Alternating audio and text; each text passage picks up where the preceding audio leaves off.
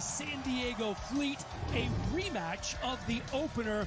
Both teams coming in at 1-1, and with a win in this game, they will move into a tie for first place in the West. Remember, it's just a 10-week regular season, so a rematch in week 3, not unheard of, although Marvin Lewis, former Cincinnati Bengals head coach, and Maurice Jones-Drew. Marvin, you know, not easy to beat a team twice in one season, is it? No, very difficult, and we've already seen where it's been reversed already earlier yesterday.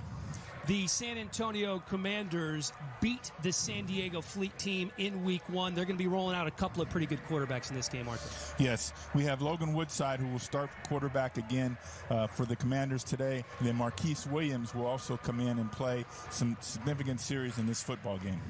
Williams, of course, the quarterback at North Carolina that kept Mitchell Trubisky on the bench. Meanwhile, they're going to be thrown to a wide receiver by the name of DeMarcus Ayers. Didn't play week 1, but stepped up big week 2. Yeah, DeMarcus Ayers missed week 1, as you said. Came last week, had 5 catches, 80 yards, including this great one-handed catch you see right there.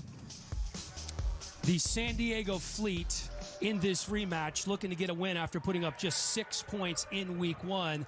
They have a young man at quarterback named Philip Nelson who came into the season, or during training camp, expected to be the third-string quarterback here, but things have changed. Yeah, well, Coach Marks installed his whole offense, and it's that high-flying St. Louis Rams, throw it all over the yard, and you're going to struggle a little bit with that. Philip Nelson has struggled, but he's getting a better grasp of the offense, and I think tonight is going to be a night where you're going to kind of see him blossom, come out of that cocoon. But then it's the running game that's been the high-flying thing, the high-powered issue, and it's Jaquan Gardner, who's the guy that's got this thing going. Last week, 15 carries for 104 yards, 2 touchdowns.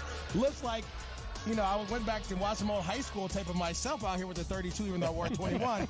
But it's always good to see that good things come in small packages. Now, he's averaging 6.9 yards a carry, Coach, so we all know that that's a beautiful thing in any system when you can run like that. That means you're getting a discount for that production.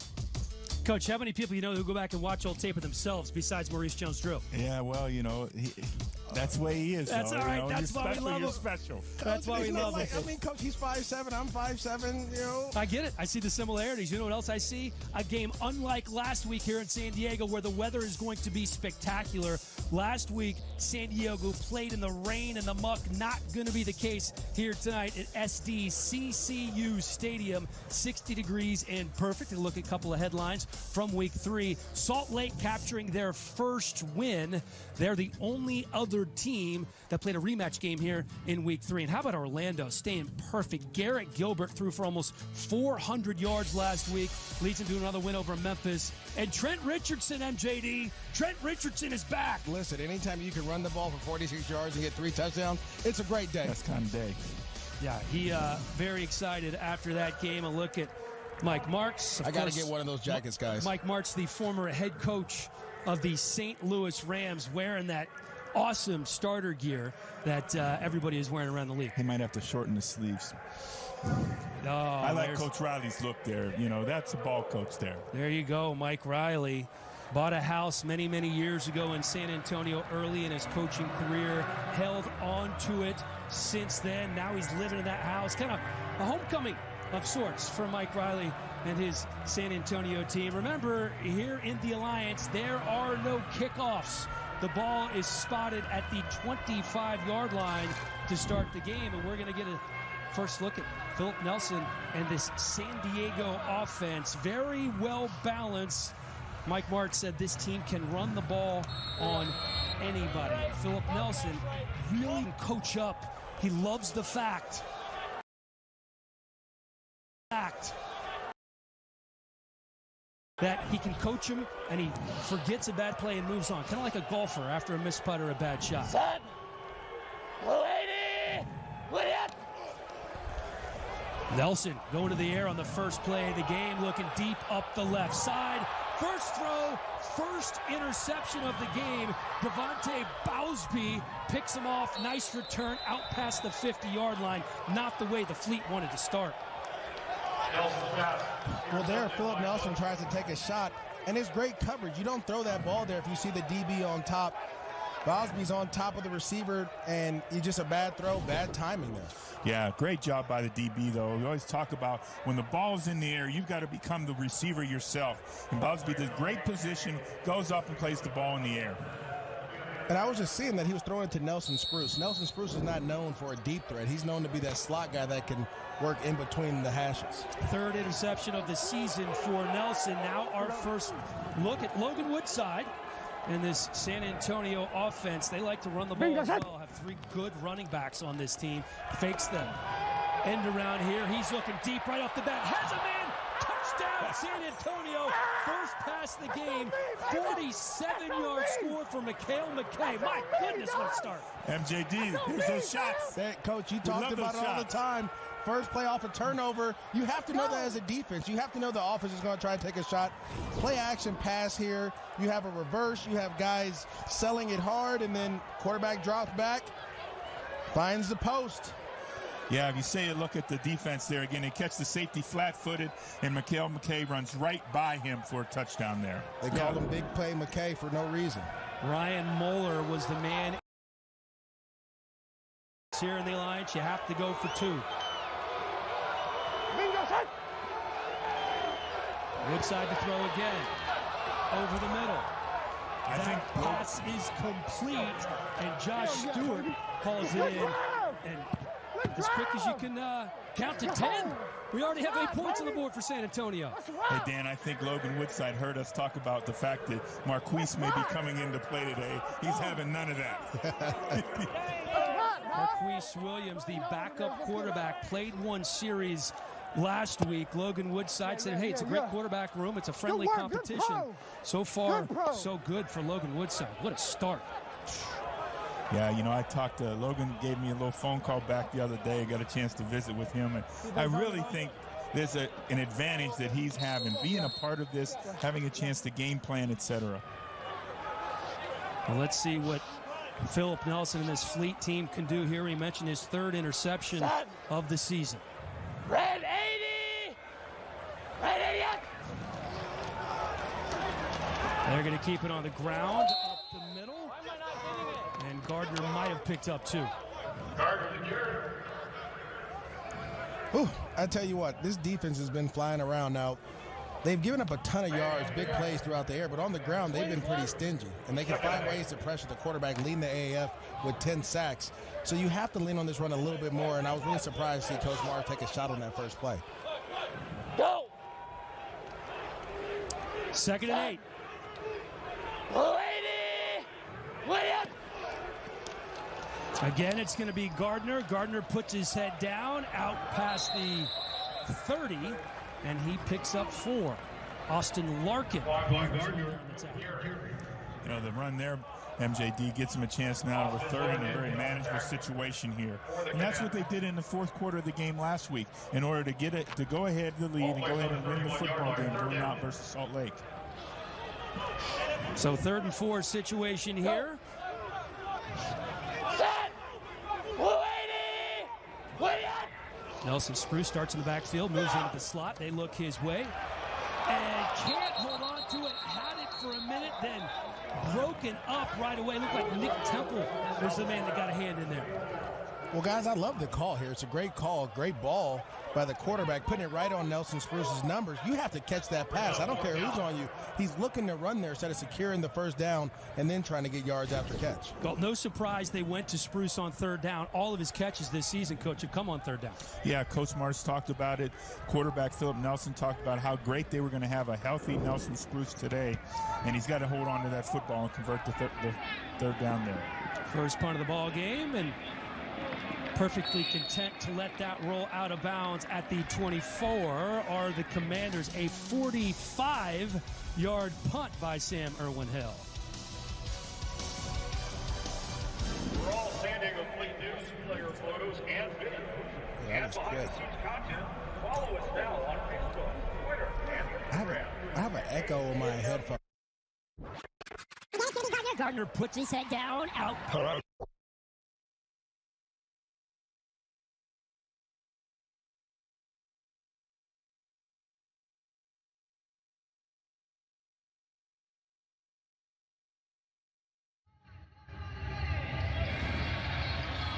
Welcome back to San Diego. One of the great things about the Alliance, we have a couple of sky cams, and they are brought to you tonight by Wheels Up, a bird bird's eye view of the Commanders and the San Diego Fleet.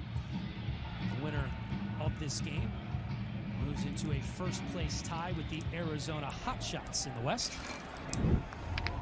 Look at the Kentucky native, Logan Woodside, 7th-round draft pick of the Bengals. Drafted in the 7th round, as you see there. Did a nice job in training camp for us. For 6 yards, Kenneth Fair.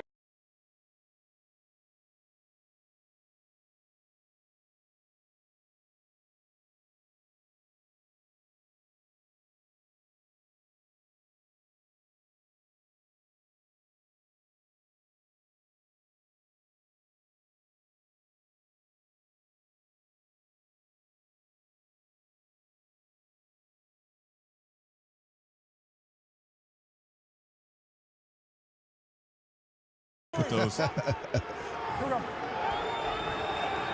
2 catches, 64 yards so far for McKay. Often throwing these one-on-one isolation routes. Well, they lead the league in time of possession too, Coach. You're talking about running the ball, being efficient, converting on 3rd downs. That's huge. Those big plays will come. Bingo, shot.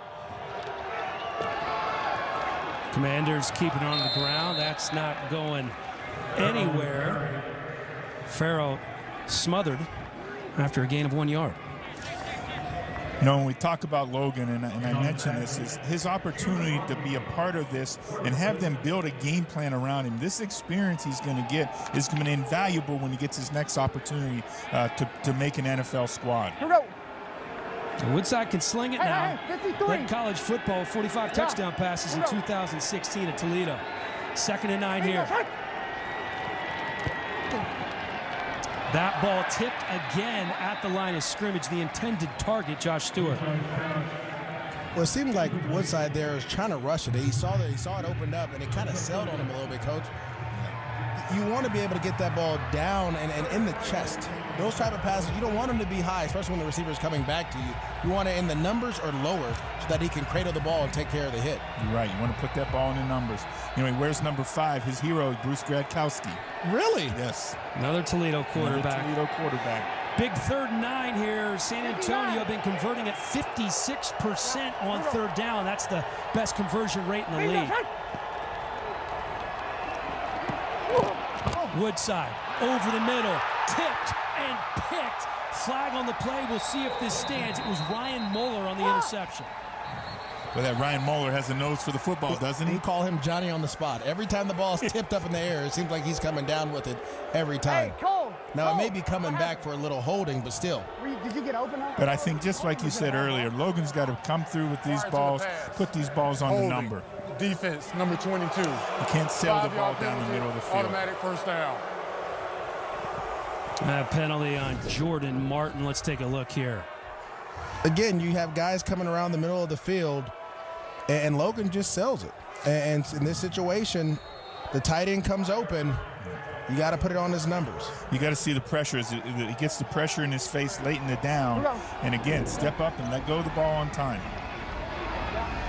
They did get saved by that penalty, so it's going to be 1st down at the 27. Woodside back to throw again, feels the pressure, dumps it off to the left side. Head down is David Cobb. That's going to go in the books as no gain. Cobb bounced around the NFL a little bit, had 52 carries for 146 yards with the Titans back in 2015. Also had stints with the Steelers and the Bears. Big running back out of the University of Minnesota. Yeah, they brought him in to replace Lindell White to help out with Chris Johnson. It just didn't work out for him. But the guy who tackled him, John Lutalele, played with me in Jacksonville. We'll talk about that later. Oh, story time from MJD. 2nd and 10 for San Antonio. Woodside completes the pass. That's going to be just short of the 1st down. Cole Hunt, the big tight end, hauls it in for a gain of 9. It's really a nice job by Logan of getting rid of the football. They got the little Y-hide play on where the tight end's going to fake like he's blocking, block, and then sneak backside. But the pressure came in his face, and he had to get rid of it before he wanted to. Yeah, you're going to get immediate pressure from the left side, and he feels it, and he's still throwing the ball, falling back. Now, you can get away with that every now and then, Coach, but we know once you get to the big boys, you have to step into those throws. Woodside, 5-6, 92 yards and a touchdown pass so far. Keeping it on the ground on 3rd and 1, and they're going to be short. Travis Feeney, the first man there for San Diego. Travis Feeney, linebacker out of Washington, another guy running ran on the a field? 4.5 at the Combine, drafted by the Pittsburgh Steelers because he can run. Now he's showcasing that he can play in the box because he's a guy that's known for covering. Yeah, he had a really productive game last week in the game versus Salt Lake. And you see him stepping up and making a great stop there on 3rd down there. At 4.5, the second best time of any linebacker at the Combine in 2016. Going for it on 4th and 1. Again, keeping it on the ground. Nifty footwork there. Kenneth Farrell breaks the tackle, gains 4, and most importantly, picks up the first down.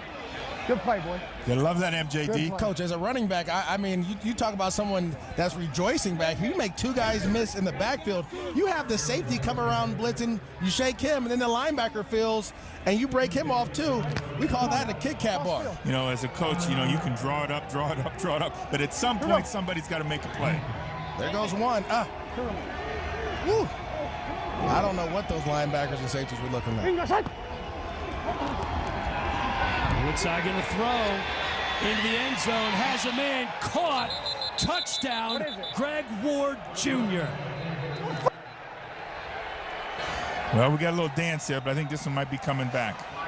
Oh, offense, number 7. And you are exactly right, Coach. Penalty flag on the play. You know, part of this offensive setup with the play action like we see, they get penetration up front there. And a nice job there, causes the hole, brings the play back.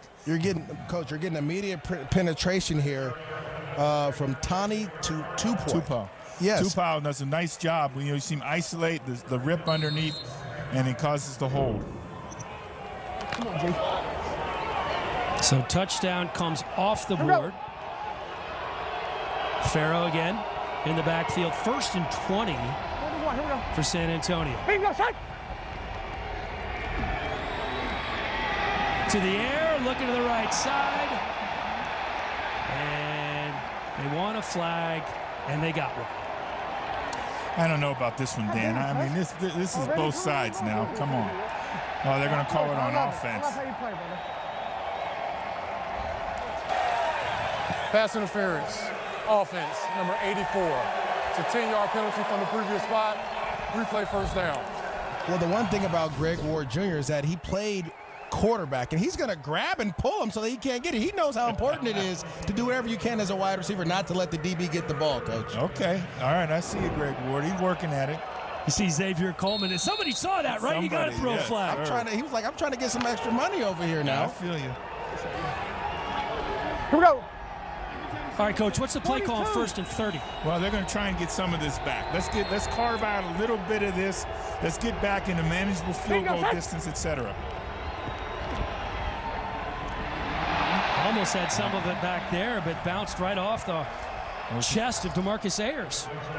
Yeah, DeMarcus got to come down with that. Now you can see him take his eyes off of him and begin to run before he actually caught the football there. And drop passes have plagued San Antonio this season.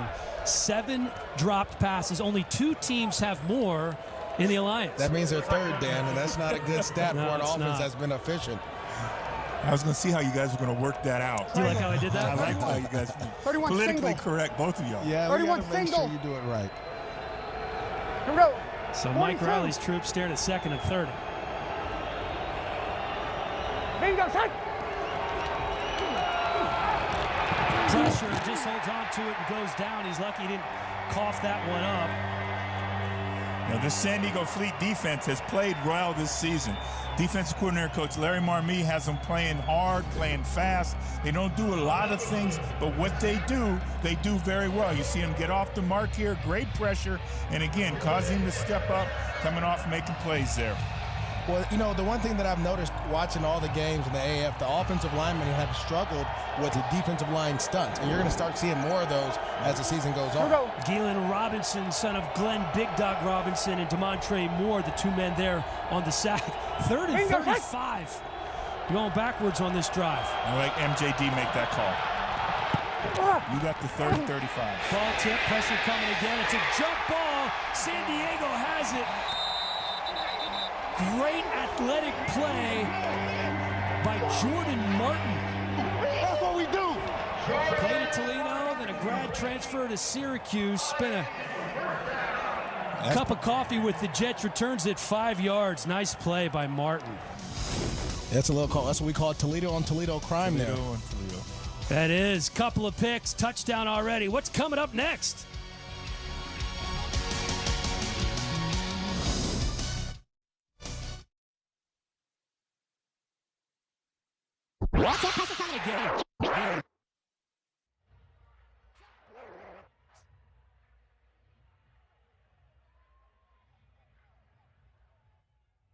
Don't worry about it. We'll figure it out. I'll see you in there. Just okay is not okay, especially when it comes to your network. AT&T is America's best wireless network according to America's biggest test. Now with 5G Evolution, the first step to 5G. More for your thing. That's our thing. We could talk about Robinson. Home team highlights brought to you by At Home, the home decor superstore. And this was Philip Nelson last week. This went viral, this play. Threw it up and over his head, completed the pass. He told us he thought he was throwing this out of bounds. He never thought it would be a completed pass, Coach. I like when you asked him what Coach March said to him in the meeting. Yeah, March was none too pleased at all as we see a 13-yard gain there. And that happens quickly from Terrell Watson. This is a guy that you are familiar with, Marvin. Yeah. We had Terrell Watson. We signed in Cincinnati. We had him on our roster for about a year and a half. He left us. He went to Cleveland, then ended up in Pittsburgh. So he made the tour in the AFC North. That he did. This is a guy that moves the pile, according to Coach Martz. Good compliment for Gardner in the backfield. And again, this is going to be Watson turning the corner, picking up 7. And this is how they ran the football in the fourth quarter last week against Salt Lake. They got going. They started running the football downhill. Both backs had really productive days. Well, this is how you settle your quarterback down as well. Just get some run going, get the defense, what we call force a coverage. Force them to come out and show what they're going to be in, which will probably be cover 3 or cover 1 and loaded box. And then that is going to open up the passing game for your young quarterback that struggled a little bit to start this game. Third best running game in the AAF through 2 weeks, averaging 5.5 yards per carry. This time they're going to go to the air. Nelson hanging in the pocket, goes up top, has a man, that pass complete. Liquivante Gonzalez, pretty pass from Nelson, picks up 43 yards. And Coach, so we saw that with the running game. You force the defense to come down and get into a cover 3. You're allowed, with that cover 3, you see a receiver, Gonzalez, get behind him and make a beautiful over-the-shoulder catch. Did a nice job of locating the ball away from the safety.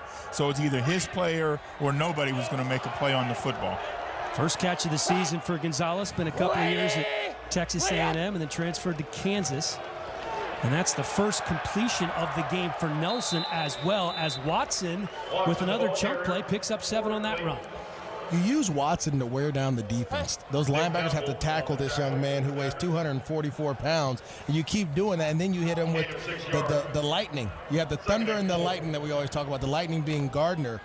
Keep wearing down the defense, and you'll be able to break some big runs later in the game. March told us he feels like his team can run on anybody. They favor the left side of the offensive line behind Damian Poole, Terry Poole, and Damian Mama. This time they go to the right side and pick up the first down on 2nd and 4. Terrell Watson, again, running well behind his pads. And you know what? He is going to be this strong in the fourth quarter as well. So they're doing it right now in the first quarter. T. Watts will be doing it again in the fourth. They're just running. They're just saying, look, we're going to line up and just run down your throat. We're not going to do anything fancy. We're just going to run inside zone, right down your throat, and force your guys to tackle. Well, they're running off those double team blocks and the isolation blocks on the inside. Timeout. San Diego, their first charge timeout of the half. One of the things Coach March told us is they're having a little bit of problem with the communicator. And there is a look at Coach Martz. We're going to take a break here momentarily. Back after this. You really want this place, don't you? I do. This house is yours now. He's such a sweetheart. Charlie is outside cutting the grass. That should be gone by now. Something is really off with that guy. Honey, he's lonely. You know, Charlie's wife died in that house. You think that's blood? He wants some company. This guy is dangerous. I've lost everything. I have a chance to get it all back. The Intruder, rated PG-13, May 3rd.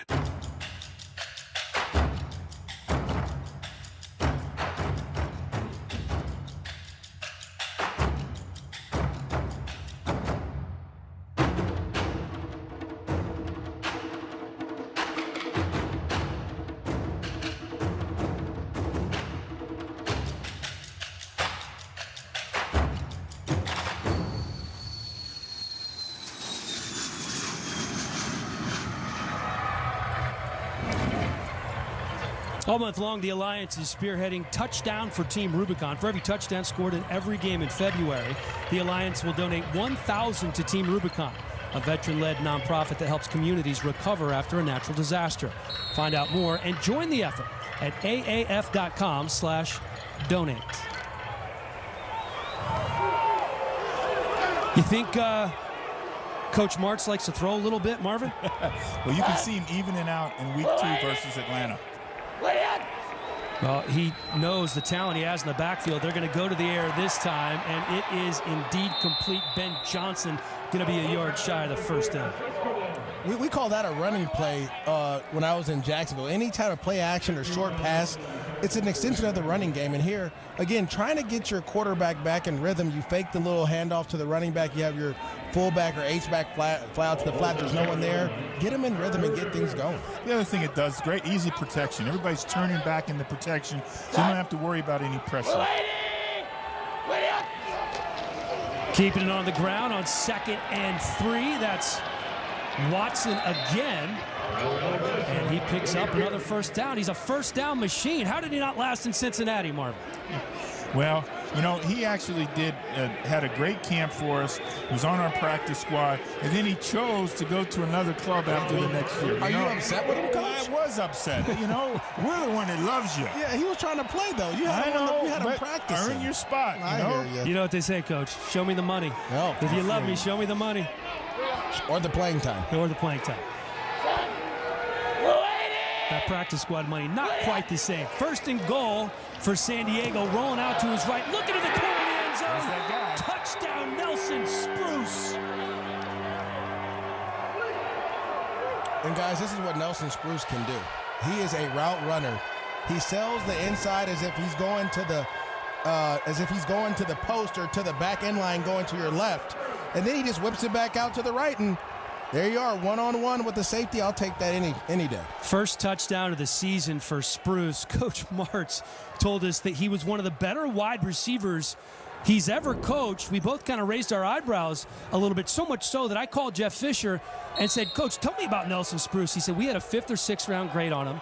For some reason, we didn't draft him. Things didn't just fall that way, so we signed him as a free agent, and then he was injured. He thought had he not been injured, the Rams would have held on to him, and perhaps they never draft Cooper Kupp. Could have been a different story. Going for 2. Again, looking to the right side. And that one going to fall incomplete. He was looking for the tight end, Gavin Escobar. Yeah, you know, Gavin Escobar, one of the best things he does is be able to go up and get the football. And a nice job by the Commanders there in coverage and preventing him from squeaking that ball in there. A really tight window to get it in there. Well, I love the call there, though. Kyler Murray, Nick Bosa, and the next generation of NFL stars ready to make a name for themselves at this year's NFL Scouting Combine. And NFL Network going to be there live the whole way through. Complete coverage starts Friday at 9, only right here on NFL Network. MJD, you going to be there? I'll be there on Friday. Excellent. A look at the Commanders. And when they were drafted, 8 total players drafted. 1 in the 4th, 3 in the 5th. 2 in the 6th and 7th rounds. 80% of the players in the Alliance have some type of NFL experience, as we see Marquise Williams, the North Carolina standout, in at quarterback for the first time tonight. Played 1 series last week against Orlando. Coach Riley said he wanted to play him more, told us we would absolutely see him tonight. He's going to keep it. This is what he does best, a dual threat quarterback, and he picks up the first down on his first play of the game. Well, the last week when he came in, that's what he did well. Okay, they're going to run the read option here. He's just going to read this player here. He dives down, he's going to pull and go. But anytime, coach, you know this is a defensive coach, when you have a mobile quarterback, that just puts more stress on the defense. Yeah, all your rules have to change. Everybody has to now get ready to play very disciplined responsibility football. And on that play, the Fleet really didn't execute their defense the way they want. Look at the numbers from last week. 3 carries for 32 yards against Orlando. This guy in the handoff to Farrow, taken down just short of the line of scrimmage. First man on the tackle. Eric Pinkins, Andrew Stelter is there as well. That looked like miscommunication to me, guys. You have your offensive line pass blocking, and then you're trying to run the ball as well. No one was going forward on your front, and you can't get yards with that.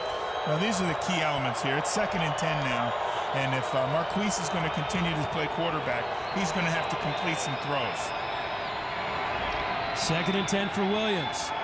On the play action, dumps it off short to Farrow. Farrow taken down right away.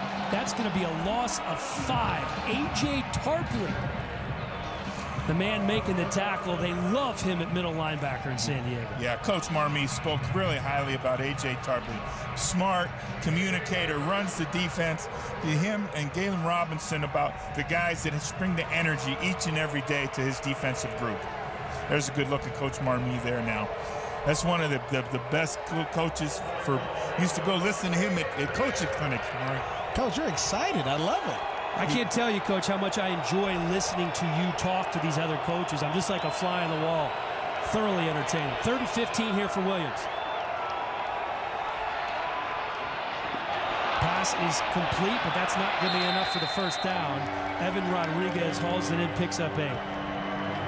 Well, now that we see this, it's important for San Antonio to be in front of the chains and ahead of the chains when Marquise is in, because again, 3rd and 15 is not suitable for many quarterbacks, but for a guy that likes to run, and that's what we've seen the last couple times he's been in, it's not conducive to him being successful. Right. That's not what they're trying, the situation they want to put him in. They want to put pressure on the defense with making them play 11-on-11 football. Joseph Zima get a punt. Ron Brooks back deep to return. And 30-year-old Brooks, the oldest member of this team, and that bounces out of bounds. And San Diego will take over at the 26-yard line where the exciting new features in the Alliance.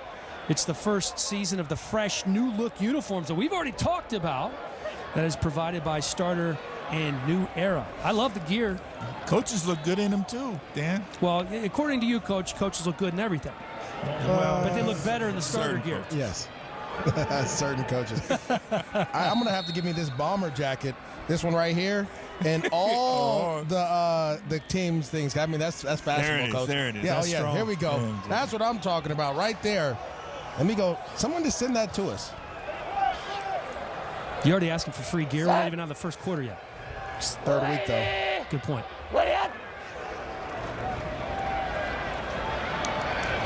Plenty of time for Nelson. And that's Escobar, the big tight end, 2nd-round pick from the Cowboys in 2013, picks up 13. Well, I love what Gavin Escobar did there. He kept running through the zone and found a way to get open for his quarterback. As time winds down in the first, it's a 2-point ball game here in San Diego. Excitement reigns supreme early on.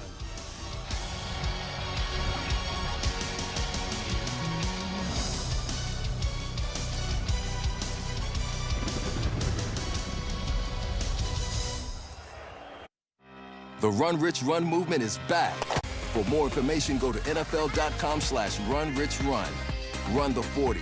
Make a donation and a difference in the lives of St. Jude kids. And tune in to the Scouting Combine on NFL Network.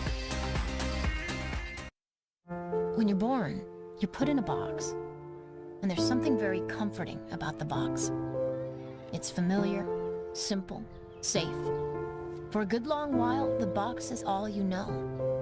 But things change, and so does the box. What was once comfortable now feels colorless. It's life at right angles. But you are not bound by the box. You are not confined to a square. You are most certainly not cornered. Because imagination doesn't run in straight lines. It colors outside them. It doesn't follow convention. It defies it. Imagination is not linear. It is limitless. When you arrive in this world, you're put in a box. And when you leave, you're put in another. So the question is, what are you going to do in between? TimberTech Decking. Go against the grain at timbertech.com. It's a tight game in San Diego. The Commanders up on the Fleet, 2 points. We are coming to you in the Alliance All Access studio. We're watching the game along with you. 1 quarter played so far. And Rod Woodson, what sticks out to you so far? You know, it's a great football game. It's a balanced attack. You know, and you look at San Antonio. Logan Woodside he's 5 for 8 for 92, 1 touchdown, 1 interception. And then you look at the San Diego Fleet. You had Terrell Watson. He has 5 rushes for 39 yards. And, I mean, he's running the ball extremely well, but the quarterback is playing well, too. So, Philip Nelson, he's 4 for 6 for 67 yards, 1 TD and 1 interception. It's going to be the team that can take their dominance and their will and oppose to any other team. They're going to take control of this football game. Mike Martz keeping the Commanders on their toes as we send you back to the second quarter of this game. Dan Hele, Maurice Jones-Drew, and Marvin Lewis, take it away. All right, thank you very much, Alex. Second quarter about to get underway. Look at the first quarter numbers, and for the most part, pretty even outside of time of possession. Yeah, I think they've done it either, both different ways, with the Commanders coming out kind of throwing the ball more and San Diego coming out rushing the football. We'll see what San Diego decides to do here. Remember, this offense only put up 6 points the entire game week 1 against San Antonio. They've already hit that mark so far here as we begin the second. Going to keep it on the ground, plenty of room to run, and I would not want to be trying to tackle Terrell Watson as he picks up another 7. Well, Dan, someone's going to have to, because we can't let this big fella get this type of steam going forward and run into our defenders, let alone, and that's a linebacker he ran over. I would be terrified if that was a safety. 245 pounds, Coach, Terrell running is downhill a like that. linebacker. He is a linebacker. I don't know what that. That's why I told him he'd be a great linebacker. You're always trying to convert us to defense, trying to convert him, yep. He'll take the athletes. Lady, wait up. This time they fake the handoff. Nelson going over the middle. Caught by Nelson. Spruce takes the hit and hangs on. When I was with the Rams and Nelson Spruce was there, this is what he did really well. They're just going to run a post and a deep end, Coach. We call that dagger. And it's tough for teams to cover that when you're running the ball. Nelson Spruce gets right behind the defense, catches the ball, gets contacted. This is what he does well, those in-between intermediate routes. All right, you saw the safety take the first inside break and get himself out of position there.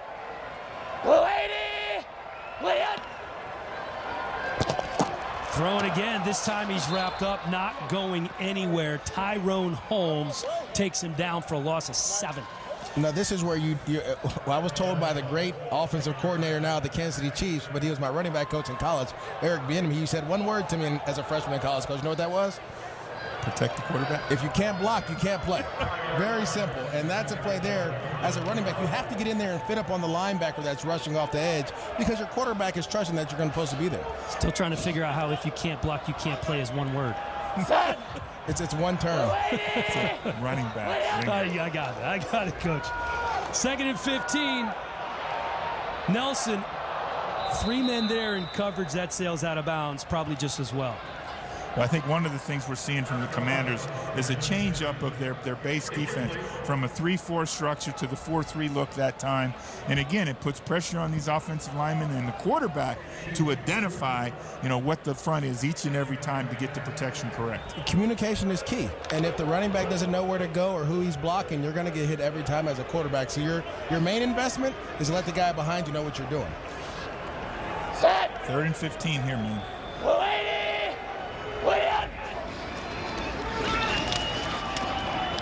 Nelson with time, pumps once, chased out of bounds, and not going to pick up the first down. That was good pursuit by Arthur Miley, the big defensive end out of Southern U. Yeah, this Commanders defense did a nice job against Orlando last week and then just kind of fell apart in the fourth quarter. They employed 7 DBs most of the game so they could have good matchups athletically last week against Orlando in these passing situations.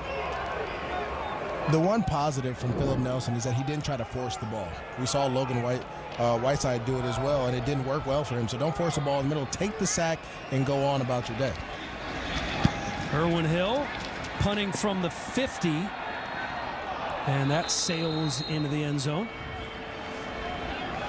A 40-yard punt for Irwin Hill. We're back right after this.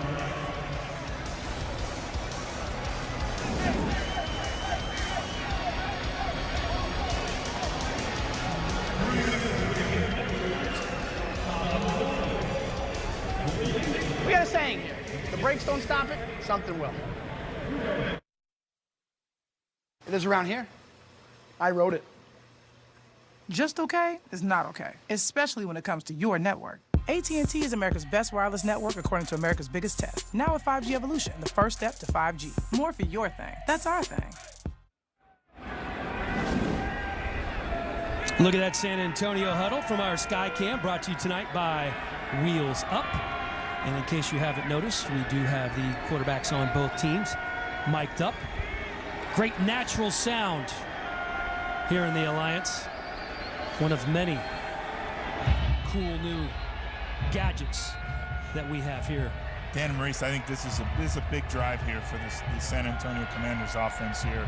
You know, they had the early strike on the turnover and they hit the big play right away, but since then, they've really been pretty stagnant on offense. And here we go, once again, Logan Woodside back in the game. Bingo, shot. Keeping it on the ground over the left side. David Cobb goes for 2. How does this quarterback rotation work? Is it hard for one guy to get in the groove when you make those substitutions and you have a 2-quarterback system? You're asking me as the coach. I really believe it is hard. I think the people need to know who the quarterback is. Let's let him play, let him settle in. I think what they're doing to mix it in gives them a little bit of a change-up, and that's what it looks like Coach Riley wants to do. Woodside throwing on 2nd and 9, zips it in there, complete pass. Mikhail McKay picks up 5. Coach, that was our RPO. We haven't seen that much from the Commanders doing that, but Logan Woodside puts the ball in the belly of David Cobb, and he sees the defense commit, pulls it out, and throws a quick hitch to a receiver outside. Good ball, moves the chain, gets you closer to moving those chains. McKay came into week 3 as the 6th leading receiver in the Alliance, averaging 16.6 yards per catch. His numbers certainly bolstered by his performance here so far. 3 catches, 70 yards. Hey, here we go. Bingo, shot. Flags flying here on 3rd and 3. Yeah, you know, they get down in the play clock, and so Logan's trying to hurry him up. And then San Antonio, getting the timeout. their first charge timeout at half. It will be a 30-second timeout. Well, again, another one of the difference from the National Football League is the play clock. 35 seconds keeps things moving. 11:02. It does. It keeps it moving. That 5 seconds is significant. And I think it helps the development of the quarterback as well, because you always have to keep your eye on that play clock. That's a great point, Maurice. It's one of the reasons we don't see lengthy touchdown celebrations in the Alliance. You got to get right back out there to go for 2. We can definitely get him. I don't know if you can, hear the quarterback there, but the other thing quarterback has to do, he has to be able to change up the snap count. He has to change up the cadence. When the defense begins to jump your cadence on 3rd downs, the quarterback has got to do it, but the offense has to have the discipline to sit in there and not have a false start penalty. The cadence is a weapon. You want to kind of lull the defense to sleep and then catch them off guard 2 or 3 times a game. Get him with that hard count, Maurice. You see DeMontre Moore there, who's been the best pass rusher on the San Diego Fleet team here, and this is a critical situation for him. Hey, here we go. Hey,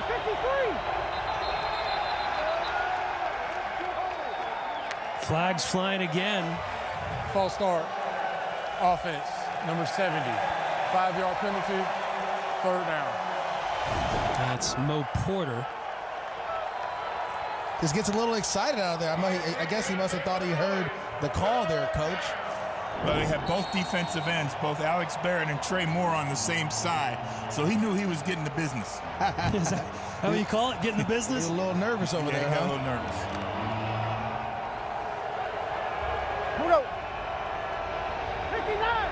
So now looking at 3rd and 8, it's Cobb alongside Woodside in the backfield. Picked off over the middle. This is going to be a pick 6. In for the touchdown is A.J. Tarpley.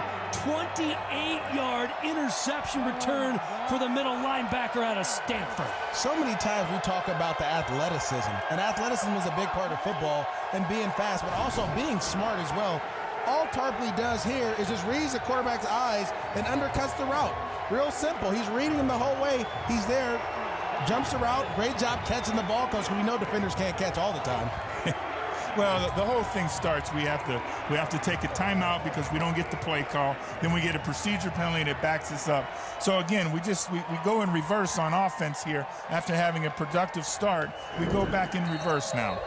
A.J. Tarpley, an interesting story, retired at a very young age, played 15 games with the Bills in 2015, and after a 3-year layoff, he's back because he missed it stepping away from a job on Wall Street. Going for 2, keeping it on the ground, trying to muscle his way in is Terrell Watson. I think he got in. And indeed, he did. Let's go, let's go. That's what we call a man's run there, Coach. You got to run through some people and drag some people. He carried some folks into the end zone there, MJD. Coach, how'd y'all cut him again? I'm just trying to figure it out. Wow. Was it a numbers game? Let that go. Was it a numbers game? You sound like a player there, but it's always the numbers. It's always the numbers. Not a lack of your numbers. More of the Marvin Marie show coming up after this. This land is your land. This land is my land. From California to the New York Island. From the Redwood Forest to the Gulf Stream waters. This land was made for you and me. Look at A.J. Tarpley, the middle linebacker, with his first interception and his first interception return for a touchdown of the season. Put San Diego up 14-8. Remember, they only scored 6 points in week 1 against this very same San Antonio Commander team. Woodside going to the air on first down. To the left sideline, hauled in right away. Kendall James there in coverage as DeMarcus Ayers makes the grab. Yeah, you know, DeMarcus Ayers really had a productive game as we highlighted before in our opening in week 1. And we're going to need him to step up and make some plays here today now.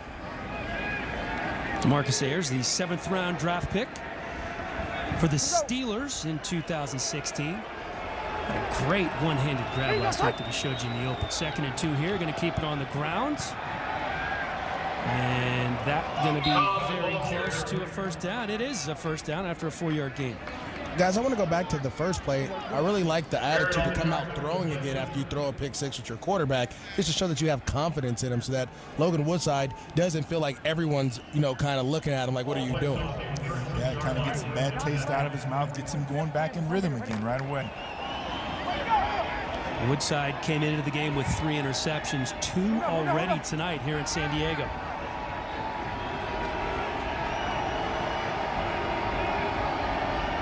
Two wide receivers to the right for Woodside. Goes to the left, unable to hold on to Greg Ward. Maurice, you talked about it in the last series with the RPO, and you see Logan with his eyes intent on the defense and then having to reset his feet in order to throw it to the outside there, and he throws a little high. Well, it's a lot of ball handling for the quarterback. You have to put it in the running back's stomach, read the defense, pull it out, and then try to throw a ball. That's why he's a little inaccurate right now, Coach. Going over to his left, get his hips back open and get it out there. Outside left. Bingo, side. 2nd down from the 35. This is Cobb. He picks up 3. After that first long pass from the San Antonio team, this defense from San Diego, the Fleet, they've done a great job of just limiting big plays. They're not allowed, they're stopping the run, they're forcing Logan Woodside to throw the ball into tight coverage, and that's why they're getting interception. That's why they're doing a really good job. And Coach, like you said, it's the D coordinator is doing a phenomenal job of getting these guys to play fast. Yeah, the biggest thing is he said, we have to play better on third down, and here we are, 3rd and 7. Bingo, set.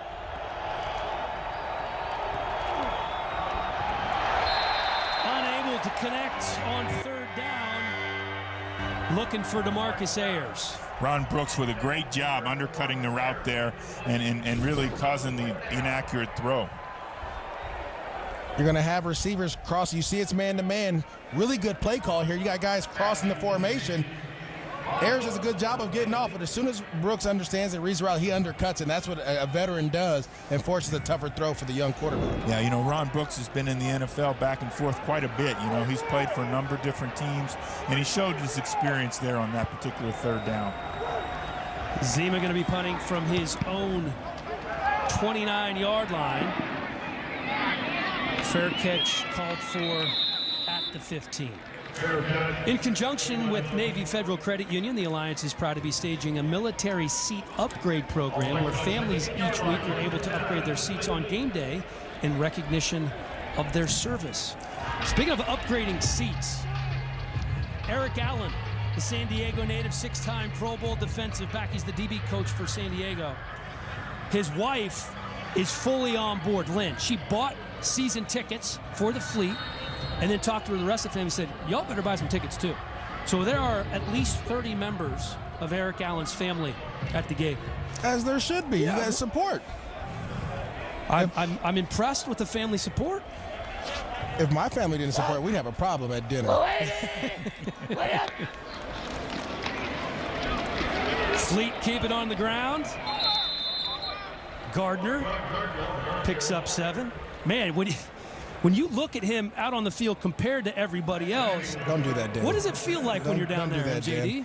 You feel like a man out there because you're doing things that other adults can't do. And you know what? They got a lot of Watson early, that thunder. Now it's time to hit him with a little lightning. And get the long run here.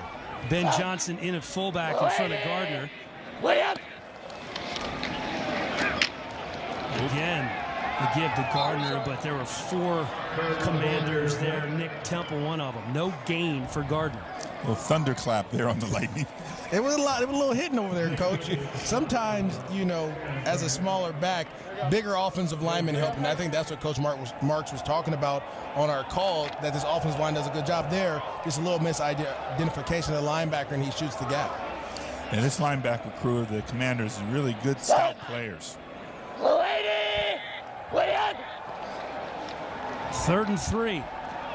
Nelson with time squeezes it in there, and they're going to pick up the 1st down. Nice grab by Escobar to pick up the 1st down while he was really covered well. They're featuring these tight ends, and Escobar here is just going to run a drag route. Really good job of forcing the linebacker to have to run with you. You do what we call a stair step, stick them up a little bit to create a little bit more separation, and catch the ball with your body and be strong when you catch the ball, Coach. Nice job beating man-to-man coverage there, MJD. I mean, great job by Gavin Escobar making that play.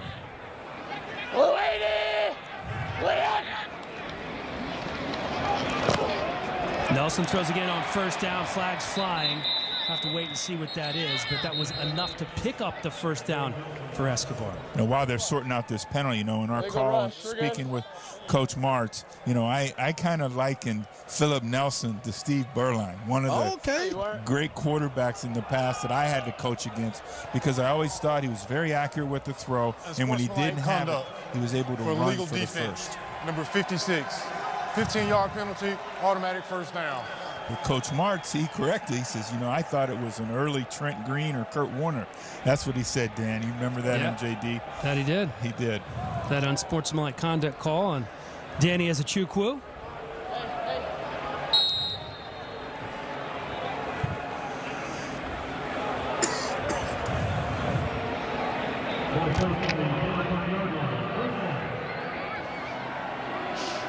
(14-8) here with just over 6.5 to go in the 1st half. San Diego trying to add to their lead. They're going to keep it on the ground here with Gardner. And that should have been no gain, but it's going to go on the books as a 1-yard gain, as Winston Craig was one of the commanders there to slow him down. This 3-4 defense, when you run it, all they're trying to do is create a wall and not allow the offensive linemen to move up to backers, and that's what you saw there as Gardner's trying to pick a hole and jump in and out between the offensive linemen. There's nowhere to go, so he has to try to bounce it outside, and we talk about it, Coach, all the time. Having an edge to your defense, that's what you don't want to run as a running back. Well, this team has been great against the run in the first 2 weeks, only giving up 82 yards rushing. 2nd and 9 from the 45. Nelson hits his own lineman, decides to tuck it and run, slides down to the 40. And I really feel like getting bumped into his own lineman kind of threw him off a little bit because he was ready to throw the ball. But you see, he says it there. I just got bumped, and it kind of threw him off when he took off. But that's maturity as a quarterback. A lot of young quarterbacks, they'll still try to force the ball down the field after you get hit or get taken off your read. Here's a good look at it on the replay, and that's what it said. I got to step up and through. But what he does, though, is he now makes it a third. It's 3rd and 6. Rather than being 3rd and 10, 12, whatever it could have been, it's now 3rd and 6. Set. Lady. Leon. Quick pass over the middle. That's complete. Good for the first down. Well, this is really good football here. You got to like this now. It's great recognition by Philip Nelson, getting the ball out, uncovered receiver, get him the ball, let him get the first down. Well, what kind of defense? What are you doing here when you're allowing this much space on 3rd and 6 between a receiver and a DB? Just takes a quick one-step slant, catches the ball, and gets the first down. Well, you can see they're trying to play some kind of man-hole coverage there. And again, like you said, you just want the defender up a little tighter to press him into the extra defender. Give yourself a chance. Dantes Ford's first catch of the game, 5th catch of the season. This time the toss out to Gardner, dragged down right away by Joel Lanning. Joel Lanning, the former quarterback at Iowa State, turned linebacker, became a first-team All-American after starting at quarterback at linebacker, Coach. Well, there's a history of some guys like that. They understand football, And listen, this is the one thing. You can make plays when no one tries to block you either there. I mean, again, this offensive line doesn't get to him. Great job of shooting the gap and getting his hands on the running back. But you had a situation there. If they would have got a body on him, that could have been a long run. Apparently running backs don't like to give any credit to defensive players. Never. 2nd and 10. Nelson over the middle. Again, it's complete. And again, it's Nelson Spruce picking up 11. He's a first down machine. Nelson to Nelson. Well, Nelson Spruce, again, he's your Wes Welker type of a guy that can catch these 5-yard routes, these 15-yard routes, and take them the distance. There he just does a good job of recognizing his zone, coming back to his quarterback, catching and making one guy miss, and getting up the field. Nelson Spruce, though, he's 6'1", so, he's got some stature to him as well. So this is a big target on the inside of the football field, and they're doing a great job with him. And you can see why Coach Martz and Philip Nelson were so excited about him. 10th play of the drive coming up here. Nelson rolling out to his right. Another complete pass for Nelson. They are now in the red zone after that 5-yard gain for Marcus Baugh. Coach, are you hearing what Dan's talking about? Completion. Well, right now you got Philip Nelson, 10 of 13. So I hear what you're saying. Getting in a rhythm, and when he's in rhythm, he's going to be tough to beat in the 4th quarter. They came out in the 1st quarter, they were handing the ball off, and now they're basically throwing these passes as though they're runs. Set. Timeout San Diego on 2nd and 5. Correction, that was Brian Brown making the last catch. 30-second timeout. 30-second timeout for San Diego. We're back after this. For the first time in the history of pro sports, here's the app as fast as every player in the game. The Alliance app delivers revolutionary technology, real-time play-by-play gaming, instant interactivity. Truly a game changer. Get the Alliance app today. Live predictive gaming at full speed. Call the plays. Unprecedented and at your fingertips. Available on the App Store and Google Play. That app, #1 in both the Google and Apple stores. If you download it now, all sorts of Easter eggs hidden inside. See what you can find and enjoy. All about fun here in the AAF, and it would be a lot of fun for San Diego if they can find the end zone again here in the first half. Well, they're doing a good job of moving down the field, being methodical, running the ball, short passes, taking their shots when they want to. But when you get in the red zone, it's about being accurate with the ball and making sure you're putting it on the receiver's body. They're going to come up with a 2-minute warning here. I would expect some kind of play keeps the clock moving here. Nelson going to the end zone, has a touchdown. Open. Nelson Spruce again. He's everywhere. His second touchdown of the game. Seems like Coach Marks knows what he's talking about, right? Is this not the best receiver he's ever had? He gave us a great look into the future. Nelson Spruce just runs a post. You have a corner. Everybody falls off on the tight end. You leave the post wide open. Middle. I think the exact words from Mike Martz were, he's one of the better receivers I've ever coached. He would have started. He ticked off every team where he was a coach besides the Rams and says he would have started at any of those places. Understandable why he wouldn't have started for the greatest show on turf, by the way. He has some Hall of Famers on that one, huh? Keeping it on the ground, diving into the end zone is Terrell Watson. Oh, that's a nice run by Terrell there, boy. Really a great run. That's old school. I'm going to give you that play call here. We called it deuce right, 12 zone. All it is the inside zone to the right. Everybody's going to wash down. You're going to be one-on-one with the safety backside. And if you can't beat a safety coach, you can't play running back. And great job there by dragging him in the end zone. You saw on the replay how he rode the wave. Yes. He rode the wave and let it fall all the way back. In San Diego, they ride the wave. Do they? They ride the wave. Okay. All right. If I'm an NFL general manager and I'm watching this game, are you wondering why Marvin cut him too? That's not exactly where I was going, but I'm thinking that, you know what? He could be a good running back somewhere. We talked about some of the great wide receivers coached by Mike Martz, Torrey Holt, Isaac Bruce among them, as was Calvin Johnson, as this pass is out and complete. Remember, things move quickly in the AAF. A gain of 5 as we are down to the 2-minute warning, 22-8 with 2 minutes to go here in the first half. Met in Texas, then they moved to Washington. They had me at Fort Knox. They keep all the gold there. After that, we moved to Georgia for a couple years. Then we spent some time in Korea. Seaweed snack. Ew. And now we live here for good. Our members call many places home. Oh, lots of questions. So we made owning a home easier. Navy Federal Credit Union. Our members are the mission. In an era of online retail where everything is just a few clicks away, buying a car should be no different. That's why at Carvana, you can buy a car 100% online. We made it easy to browse, view, and buy from over 10,000 cars. You can even trade in your old car, all while binge watching your favorite TV show. Afterwards, we'll deliver your car to you. Or you can pick it up from one of our car vending machines. Either way, your car comes with a 7-day return policy. So grab a seat, relax in your comfy pants, and enjoy the new way to buy a car at Carvana.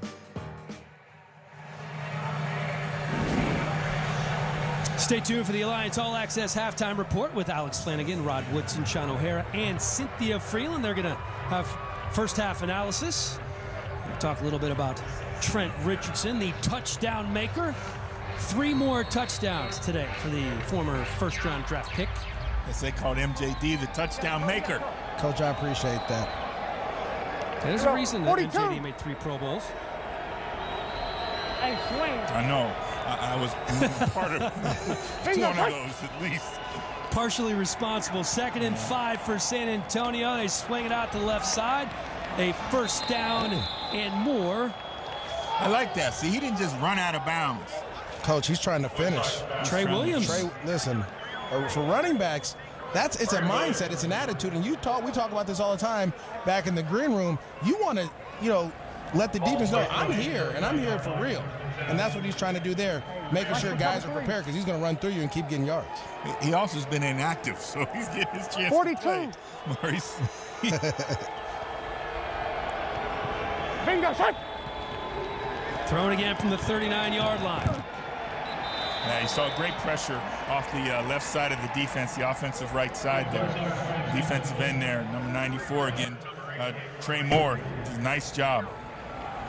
The tackle doesn't get enough set. He doesn't kick back enough to get. He just gives open the edge, and you got pressure on both sides. The quarterback is going to have to step up or try to get rid of the ball. Yeah, he has to. Trey Moore, again, doing a great job. And has been consistent for this Fleet defense in the 3 football games this season already. Now, he's been spectacular. Leads the team in tackles and sacks and quarterback hits. Trey Moore has 55 games of NFL experience. You see Logan doing a little extra work in there.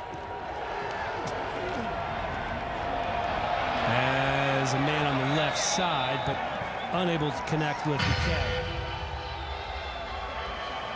Looking at 3rd and 10 coming up. Things have not gone well for San Antonio on 3rd down. They have yet to convert 0 for 5 so far here in the first half. But you know what? In the AAF, they're the highest rated 3rd down team converting 3rd down. So that's unique, and that's surprising in this game that they haven't been able to do that. They came into this game at 57% on 3rd down. Yeah, 56% is off the charts. That's the best mark by far. It was 56.9, so Dan went 57. Dan didn't go. I don't round up, he didn't man. round up. I don't round up. No. The defensive coaches round down, offensive coaches round up. Yeah, just to give you a heads up. Timeout. San Antonio. Their second charge timeout of the half. It will be a 30-second timeout.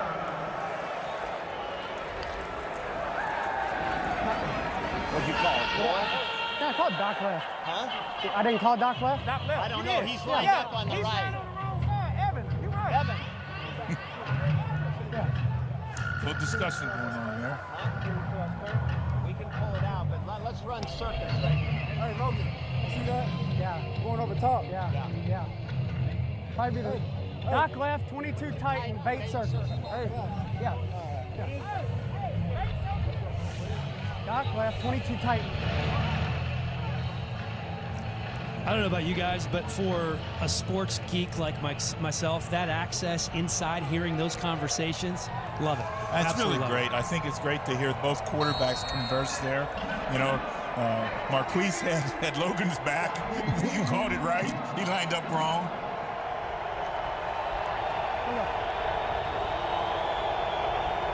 Looking for their first 3rd down conversion of the game. Oh, he is absolutely crunched. Ball on the ground. My goodness. That looked like Shakir Soto, and he put a lick on Woodside. Timeout.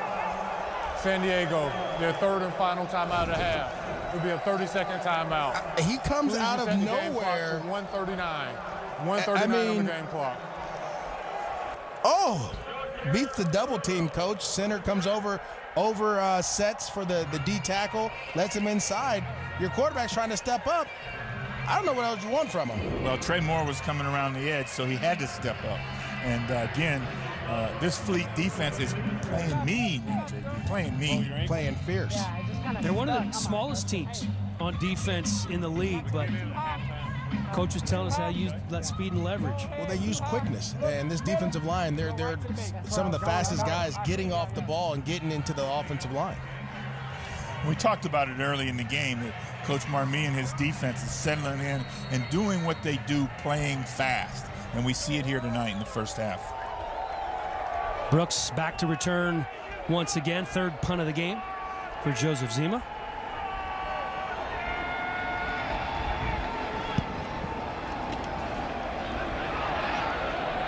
Brooks calls for the fair catch and wisely lets that bounce into the end zone. Boy, really nice job by him there. Yeah. Really decoyed the coverage team into stopping, and then the ball rolled into the end zone. An unlucky bounce for Zima, but that was a 69-yard kick that bounced into the end zone. Don't forget, AAF.com has all your in-game box scores, stats, and leaders, anything and everything for all of your AAF needs. They have starter coats on there? You want to get one? Coach, I'm trying to get one for every team. I'm telling you. This is one of 2 games that's a rematch already here in week 3. You can see that Salt Lake upset Arizona, handing the Hotshots their first loss of the season. Salt Lake going to be taking on Orlando, the undefeated Apollos, in Salt Lake City next week. Set. Blue 80. Way up. 3 wide receivers to the right. Pass complete out to the 25, and going for the first down is Brian Brown. Girl, rocket. You see the San Antonio Commander defense is in their dime package with 7 DBs on the field here. Another complete pass. It's Dantes Ford slipping after an 8-yard gain. Hot bullets. Going left. Hot bullets. Philip Nelson directing Going traffic. left. Going bullets. San Diego out of timeouts here. Set up. That's a good drop there. That's a good drop. You don't want to catch that ball inbounds. So let me explain the 2-minute rules here. First is you want to get out of bounds and preserve as much time as possible. Understand if you have timeouts or no timeouts. All right, secondly, it's if you do catch the ball, try to get out of bounds or try to get the first down, one of the 2. You know who doesn't like the drop is Philip Nelson. Was hot. Man, he likes to drop. He was hot. In the whole scheme of things. It gives him an opportunity here now to everybody to compose themselves and regroup. Way up. 43 seconds left. Nelson throwing again over the middle, short again. It's Gardner making a couple of moves just shy of the first down after a 9-yard gain. Clock still moving. And that's where he's going to excel in those check down rolls, Coach, where you get Rocket. Score, Rocket, score. We're going to get an all-go here. It's going to be a vertical play. But again, Coach Marks is giving him a yard line in his head to tell him, Phil, we need to get to this point for a whack at a field goal. 18 seconds to go here in the first half. Nelson on the move, throws downfield left side over the intended target. Nelson Spruce. Okay. All right, it's 2nd and 10 now. We got 13 seconds left. We got an opportunity for one completion and try to get up and spike it and bring on the field goal team. So that's what they got to look here for. He can put this ball in the field of play or to the boundary, but they want to get this in field goal range. So look for some kind of high-low concept where they have a chance to pull a defender out and hit the ball in behind. You good? So the ball on the 48-yard line, probably need to get to around the 30 to feel comfortable. About the 35. About the 35. And they go with the screen. They have to dump it off again. That was Watson, only picks up 3. And it looks like time's going to run out here in the first half. San Diego, however, going to be content, I would imagine, to go into the locker room with a 22-8 lead after only putting up 6 points in week 1 against San Antonio. Coming up, Alliance All Access halftime with Alex Flanagan, Hall of Famer Rod Woodson, Super Bowl champs Sean O'Hara, and Cynthia Freeland.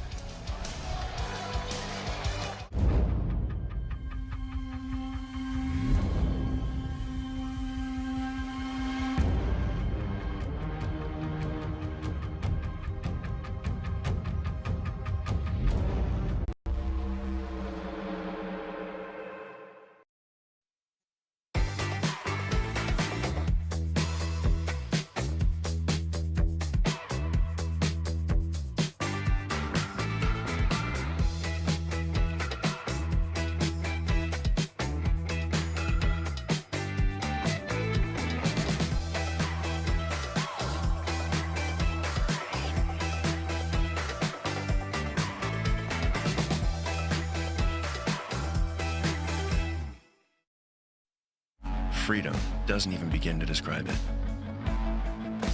Making your own way. What if you could turn that passion into a career? At Marine Mechanics Institute in Orlando, Florida, you can start that journey. Hands-on, testing your knowledge and gaining the skills you need. Because nothing should slow you down. Get there, faster, smarter. A.J. Tarpley helping the San Diego Fleet set the tone with a pick six that he takes to the house. San Diego ahead of San Antonio 22-8. It is halftime. We are coming to you live from the Alliance All Access Studios. I'm Alex Flanagan alongside Cynthia Freeland, Rod Woodson, and Sean O'Hara. And A.J. Tarpley is a name, Cynthia, that a lot of football fans probably recognize. Well, Bills Mafia certainly recognizes him, as well as any Stanford Cardinals. He was a linebacker there. He stepped away to actually be an investment banker, which I know pretty well because I share that background.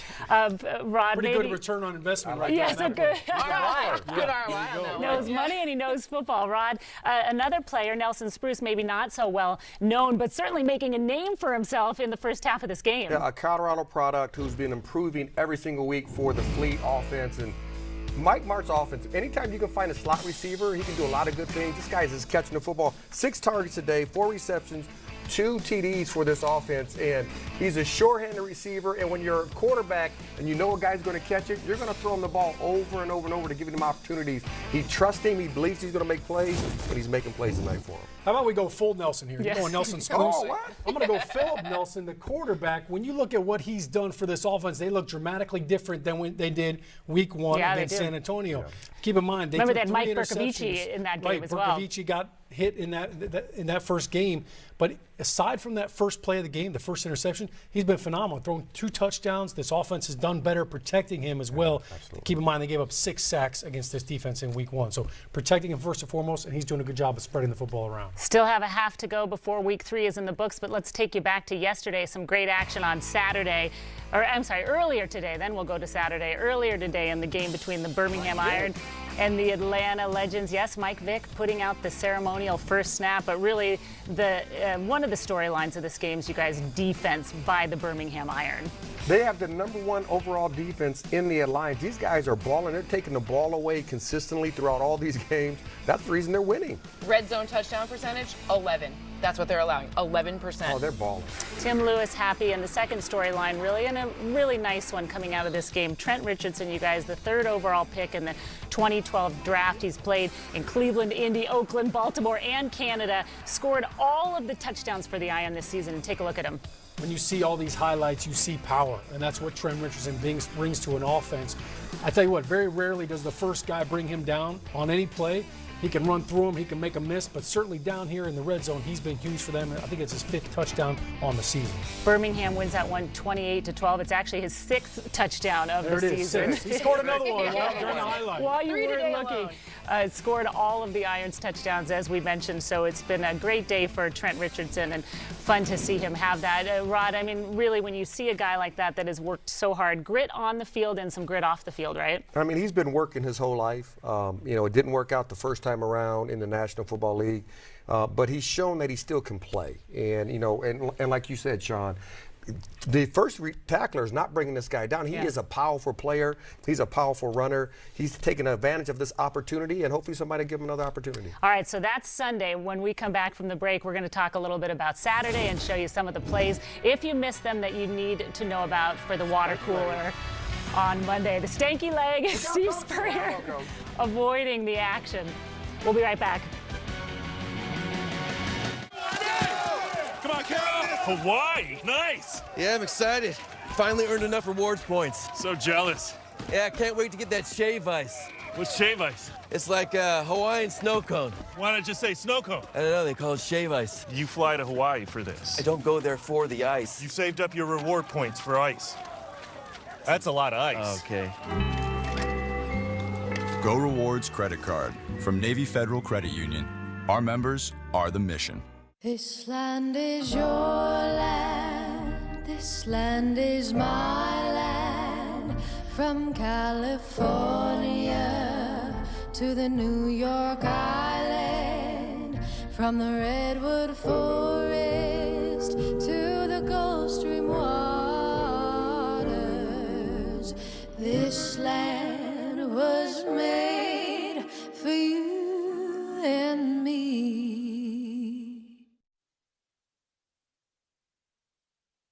For the first time in the history of pro sports, here's the app as fast as every player in the game.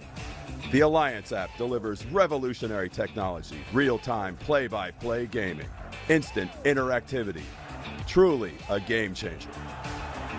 Get the Alliance app today. Live predictive gaming at full speed. Call the plays. Unprecedented and at your fingertips. Available on the App Store and Google Play. So full day of football for you on Saturday, and here are some of the highlights if you missed them. Rashard Ross, you saw doing the stanky leg. Josh Woodward back for the Stallions. Memphis's Gerard Shepard keeping them close in the game, but it wasn't good enough. And Ernest Johnson and the Apollos making Steve Spurrier run for it. That's not Coach Jansen. That's him trying to get out of the way. The old ball coach, you guys, is certainly having fun out there, and we're having fun watching him. And Cynthia, let's talk about some of the trends that we're seeing evolve so far. I know the onside conversion is something that's kind of interesting, and we've seen it now a couple times. Twice. We didn't see it for the first 2 weeks, and now we've seen it twice. It worked one time, and it didn't work the other time. This is another example of where deep passing is a huge advantage in this league. The one time it didn't work was the hot shots, a short pass. The one time it did work was on a deep pass. We saw the legend attempt it. Just a refresher, this is in lieu of an onside kick. You can have a 1-4th down for 12 yards, and you have it at the 28-yard line. You get a chance to convert in lieu of that onside kick. So there's that deep pass right there. Just another strategic element for this league that makes us a little bit different from the NFL. And there are some circumstances that you have to meet in order to go for this onside conversion. But it is an interesting thing, and it certainly is interesting when it comes to really coaching and strategizing, isn't it? Yeah, because if you don't get it, if you go early on, the ball's on your own 28-yard line. So if you don't get it, you give them a short field. So it better be, under dire circumstances, and you better, not leave too much time for the other team to get too many scores. Yeah, I love that coaches have to make a decision on when to go for it and when not to go for it. It is strategic. Coaches got to make really good decisions. I love seeing more opportunities like that, and you like seeing teams going on the field and being aggressive with it. And I like that even if you get it. All right, it's 4th and 12. Now you still have 55 more yards, 60 more yards to go to get the score, so it's not just one play. The thing that's really interesting is the strategic use of timeouts. So we've actually seen a lot of timeouts left on the board, 19 so far this season. So I think what we'll see is as coaches adapt, they'll use those timeouts in a different time of the game so that they leave themselves the opportunity to make use of that conversion later in the game. Let's go back to talking a little bit about this game as we get ready to send it back out for the second half. But the Fleet and the Commanders, Mike Martz, I think we're a little unused to seeing him have such a balanced offense, aren't we? Yeah, I mean, first of all, you like that, but you have to like their defense too, because their defense is playing really good football. I mean, 2 interceptions. They held Woodside to 116 passing yards. They only gave them 29 net rushing yards in the first half. That's one of the main reasons this offense can score like this. A different team than we saw really in the Week 1 matchup against San Antonio. I mean, it feels like San Diego is really kind of getting a little bit of speed and momentum as they grow with their quarterback. As you said, they find different receivers, finding different players that Mike Martz can attack. Martz is a little known for being a kind of complicated offense, so maybe this is just taking the time to get to know it and becoming used to it so that it can really start to work. Yeah, I'm looking forward to seeing Jaquan Gardner kind of get involved. He's only got 2.5 yards per carry. He leads the league coming into this game. Give credit to San Antonio's defense, but it's really been a complete role reversal defensively. San Diego's played much better, which is what didn't happen in Week 1. I feel like we're starting to see some nice parity in the league as well. I think we've got we come into these games, we make these predictions, and then we kind of, it plays out nicely for us, and the competition kind of shifting through 3 weeks here. Well, we'll see how this game finishes out. Nelson Spruce lighting it up with Philip Nelson for the San Diego Fleet. We're going to send you back out to the second half as San Diego leads San Antonio 22-8. March 10th, free agency frenzy begins. This could be a key addition. And NFL Network is there. Wherever I go, I want to compete for championships. With live breaking coverage of all the latest news and rumors from around the league. Which teams will make the biggest splash and who will cash in. It's about winning football games. Touchdown! Woo! Free agency frenzy starts Sunday, March 10th, only on NFL Network. When you're born, you're put in a box. It's familiar, safe, but things change, and so does the box. What was once comfortable feels colorless. But you are not bound by the box, because imagination isn't linear. It is limitless. When you arrive in this world, you're put in a box, and when you leave, you're put in another. So the question is, what are you going to do in between? TimberTech decking. Go against the grain at TimberTech.com.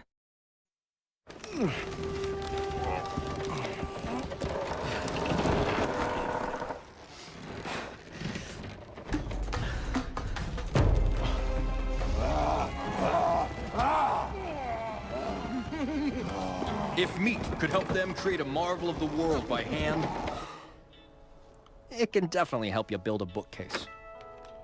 Power through. With help from the original protein. 100% beef Jack Link's jerky.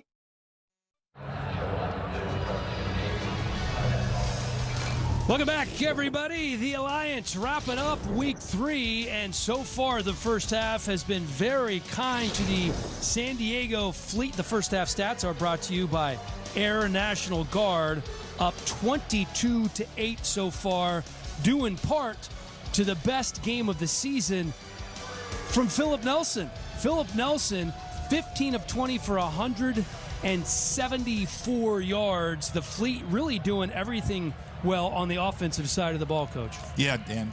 The Fleet has done a great job. Phil Nelson has done an excellent job throwing the football, very accurate, and Nelson Spruce coming in today and doing a nice job for him as well. On the ground, Jaquan Gardner was the guy that we talked about coming into the game, the little running back from Humboldt State. Has had a quiet first half.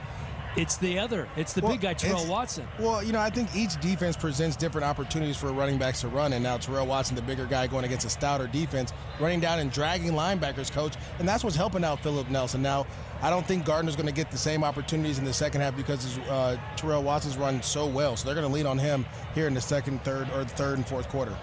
Look at big old Terrell Watson out of Azusa Pacific. Spent some time with the Bengals. Coach Lewis knows him well. One of the best things about the Alliance is that we have mics on the players and coaches. Let's listen to some of the best sounds of the first half. Bingo, set!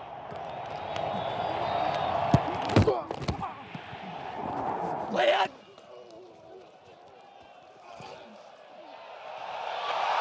Let's go!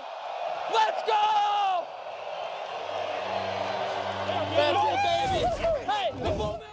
That sounded a little like Tom Brady, the whole "let's go" thing there. I think everyone says "let's go." Tom is just famous, and people just want to give it to him. Well, you know what? I think that's fair. With all those Super Bowl rings, we can give it to him.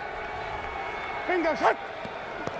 All right, so some work to do for San Antonio here, and that's going to go in the books as a 3-yard gain for the Commanders. Trey Williams out of Texas A&M, been on the active roster with the Cowboys, the Patriots, and the Colts. As we look at the leaders so far in this game, numbers for Woodside not as good as he would have hoped. Came into the game with 3 picks, 2 in the first half.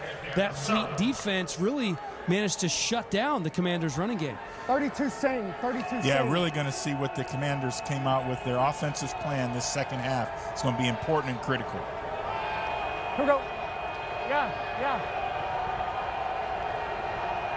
Bingo, set!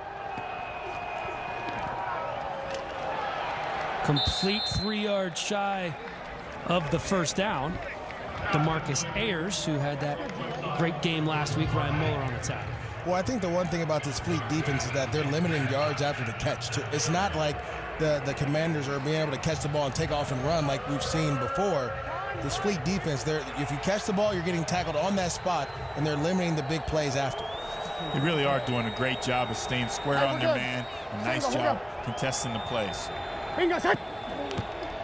3rd and 1, keeping it on the ground. Turning the corner is Trey Williams, out past the 50, down to the 35-yard line before he's dragged out of bounds. A gain of 37 for Williams. Coach, when you're talking about opportunity here, Trey Williams, everything's all bottled up in here. He's going to use it and bounce outside. Use that speed. You have Tarpley who identifies it but doesn't, really feel like he can shoot the gap and get there. I love how he finishes the play, Maurice, here. Puts his shoulders down and runs through. He doesn't just run out of bounds. You got to get as many yards as possible, Coach. They have a stable of very good backs on this San Antonio roster. Farrow, Aaron Green, David Cobb, and Trey Williams getting his first action of the season tonight. This time it's Farrow putting his head down and picking up 3. What I love about the AAF is each week you have to earn the right to play. You just don't get the right to play. Well, last week Aaron Green was up. This week Trey Williams practiced a little bit better. Now he's the one up getting those opportunities. You know, we've heard that from these coaches as well, is that this player's had a great week of practice, so he's going to be up and active. And now they're earning it, and, you know, they're not going to give it back. No. Here we go. Farrow remains in the backfield on second and 7. Outside left. Here you go, son. Farrow wrapped up right away. Alex Barrett, first man there after a 2-yard gain. This offensive line's not getting off to the linebacker good enough. Now you're sticking on your double teams. You're being held up. You have to be able to use your fellow mate next to you. Either use the force or the momentum that you have going forward and get to that linebacker so you can create a crease for your running game. I agree with you, Maurice. They're not getting up to the second level at all. Swing. And basically, the runner's having to make a cut in the backfield too often. Just 1 for 7 on third down so far. Mikhail McKay wide to the left. Their biggest playmaker of the game so far. They go to the right side. That's Trey Williams. Stopped short of the first down. A.J. Tarpley wraps him up. And we have a flag. Tarpley's a guy, again, limiting the run after catch. That's why it's important, because if they catch the ball before the first down, you tackle them, it's done. Fred, you good? He shows great speed working from inside, getting to the outside, and making that tackle on the outside flank there. He went to Stanford, Coach. He understands angles. I think that's the key. He's working on Wall Street before he came back to play for the Alliance. Whew. Didn't think he would miss the game after retiring at a young age, and certainly Larry Marmee is happy to have him back. Saying he's a smart linebacker as well. I like that. Stanford and Wall Street, Coach, I only wish my son could do that. You and me both, MJD. You and me both.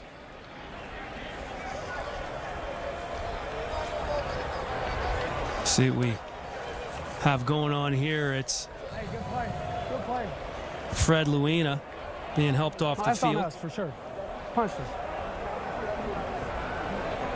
Oregon State grad, 32 starts in Corvallis. There are 2 fouls during the play, both against the offense.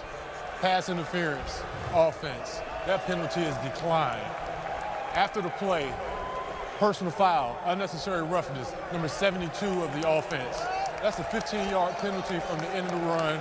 It'll be 4th down. Well, that's a huge play on the Commanders' offense there. You know, even if they make them take the OPI penalty, because they look like they probably had some kind of offensive pick going on to create the space, but they would still have a chance to convert the third down. Now they're being pushed back, and it's going to be 4th and 12. 5th penalty of the ball game for San Antonio. Just those kind of things drive coaches crazy.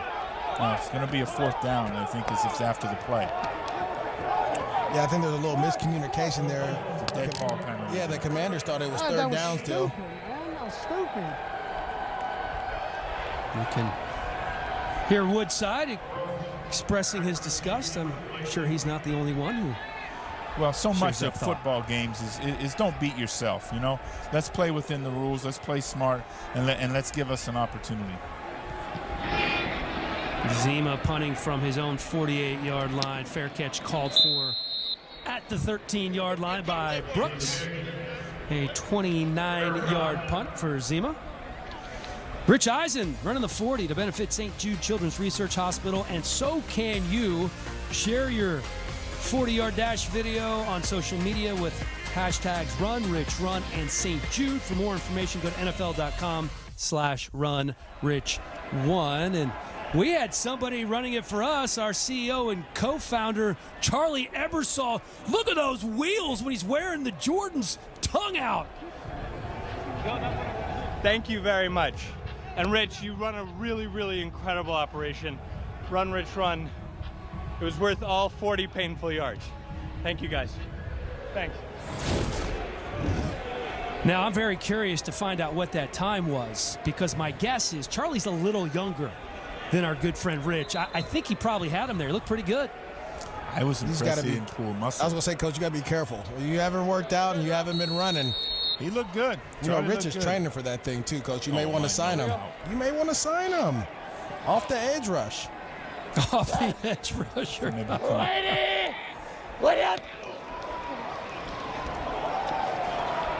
Back to throw again is Nelson. Trying to make an adjustment on the ball was Marcus Baugh. Not able to hold on. Now, I'm going to say this, and I don't want you to get too crazy, but I think he's trying to throw a back shoulder on the corner route, Coach. And that, to me, is the next level of developing your quarterback, is throwing your guys open and not just throwing to a spot. No question, Maurice. He did try to throw the receiver open there and just came up a little short. Receiver couldn't get turned back and make a play.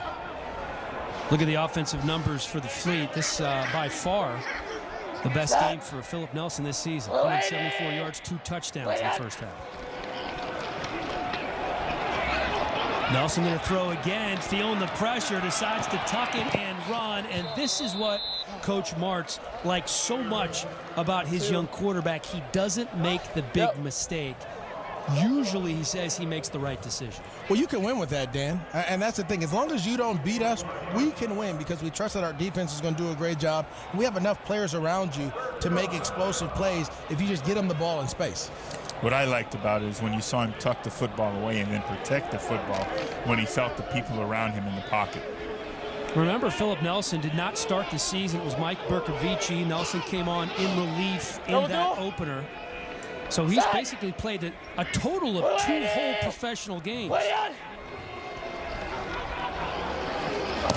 Throwing again, hangs in there in the pocket, finds Escobar for the first down. And that's what your tight end is supposed to do. You're supposed to be able to catch those tough passes in traffic with guys around you, with your hands, being strong and protecting the ball. Yes, Coach Mike Martz had the opportunity to coach Philip Nelson in the NFLPA All-Star game, and he really came away from that feeling very, very high on him and wanted to add him to his San Diego Fleet team. Look there at Mike Bercovici from Arizona State and the third-string quarterback, Alex Ross. Son!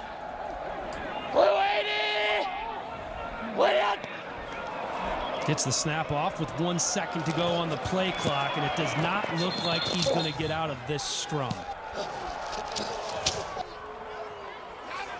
Deion Barnes and Miley were a couple of the guys there. There's a look at Bercovici again as we look back at week 1 in this game, and just a huge hit laid on Bercovici by Sean Washington, who's inactive today. That thing went crazy, viral. Helmet pops off. Here's one of the things that nobody was talking about. Bercovici doesn't buckle his chin strap all the way off, so his helmet flies off 4 or 5 times a game. Yeah, I mean, that's a play where you had miscommunication in the quarterback that just couldn't feel the pressure coming. Son!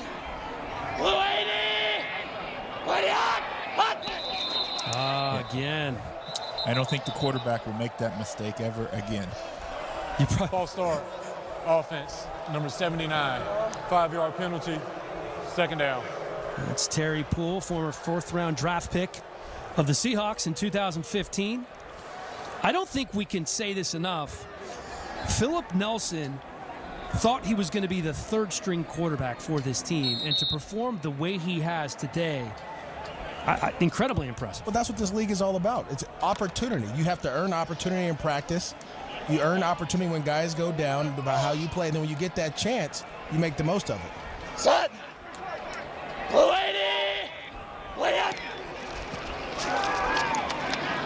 Gardner on the ground, has some room, breaks a tackle. Gardner trying to go the distance at the 30, at the 20. Touchdown, Jaquan Gardner, 83-yard score. Coach, I told you lightning in a bottle. Lightning. I was waiting. We've been talking him up. Whoever you hype, the other guy seems to have a great day. It doesn't matter, Coach. It doesn't matter. You're going to make me go. I talked to his college quarterback, his college coach, who said it's his work ethic. And so we're just going to run a nice delayed draw here, and he's going to pick his way through. Great job by the offensive line. Good job picking the hole. And then it just splits like the Red Sea. And now we're off to the races, and you get to show that 100-meter dash. But I don't know what he ran the 100-meter dash, but I tell you what, when I talked to his college quarterback, he said, we had an opportunity to put him in the game in the second half, and he rushed for over 150, and we could never get the ball back from him again. He was fast enough right there, and that's all that counts. They hurt the Stallions last week with this lead draw. The longest play in the Alliance this season, an 83-yard run from Jaquan Gardner. Watson in the backfield this time. Nelson going to the end zone. Not able to hold on. Dantes Ford had two hands on it. They have to settle for 6. A 20-point lead for San Diego, thanks to this guy, little Jaquan Gardner.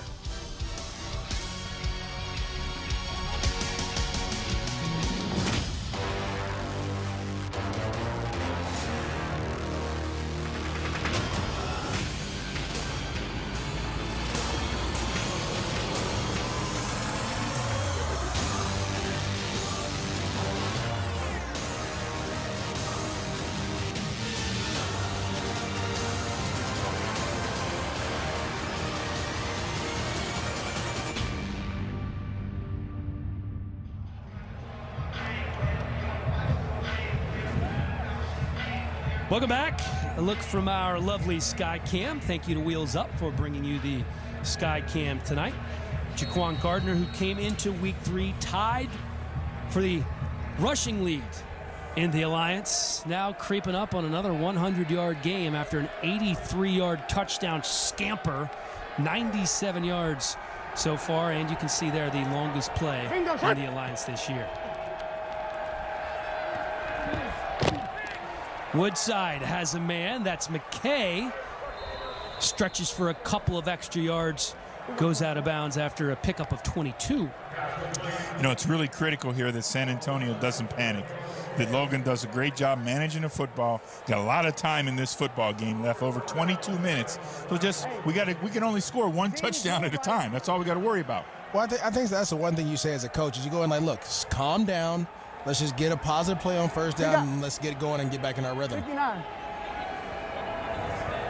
And we got to think about it a little differently. We got to think about it in multiples of 8. Takes a handoff to Trey Williams, eludes the rush, goes down at the 50, picks up 3 flags flying everywhere. This is potentially a late hit from San Diego because it looked like Woodside was well into a slide. Kind of an awkward slide.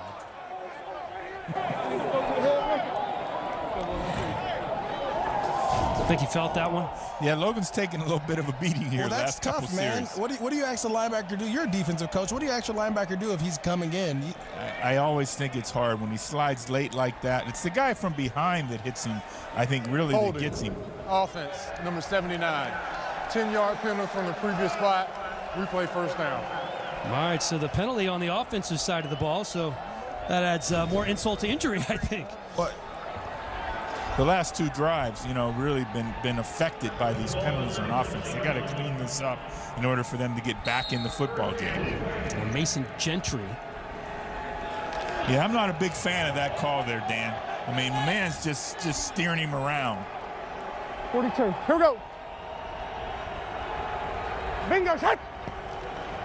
They're going to keep it on the ground on 1st and 20. This is Williams again. Finds some room.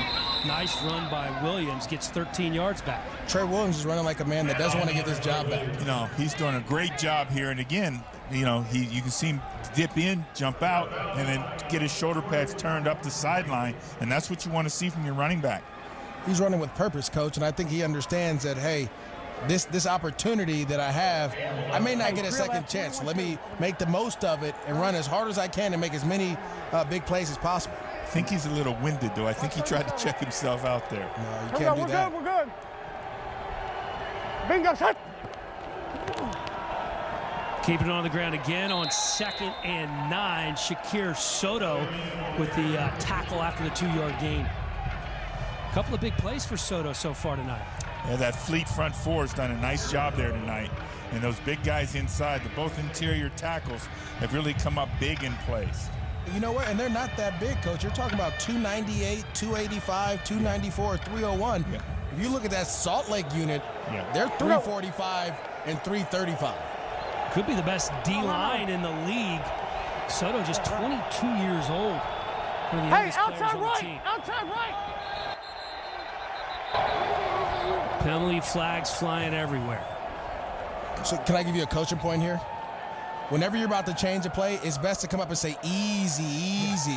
Because if you do any flexion, like what we just saw from false start, offense, number 70, 5-yard penalty, 3rd down. Yeah, they really got to hold their composure, Maurice, is what you're saying. Is the up front group has got to hold its composure. Well, as soon as you go up screaming, you can't do that because, you know, as offensive linemen and tight end, they're just going off the flexion of your voice. That's why when you hear a guy say, "Hut up," it's the second hut's a little bit harder. You can't come up saying, "Switch, switch, switch," all crazy because we're going to move anyways. Bingo, shot. 3rd and 12.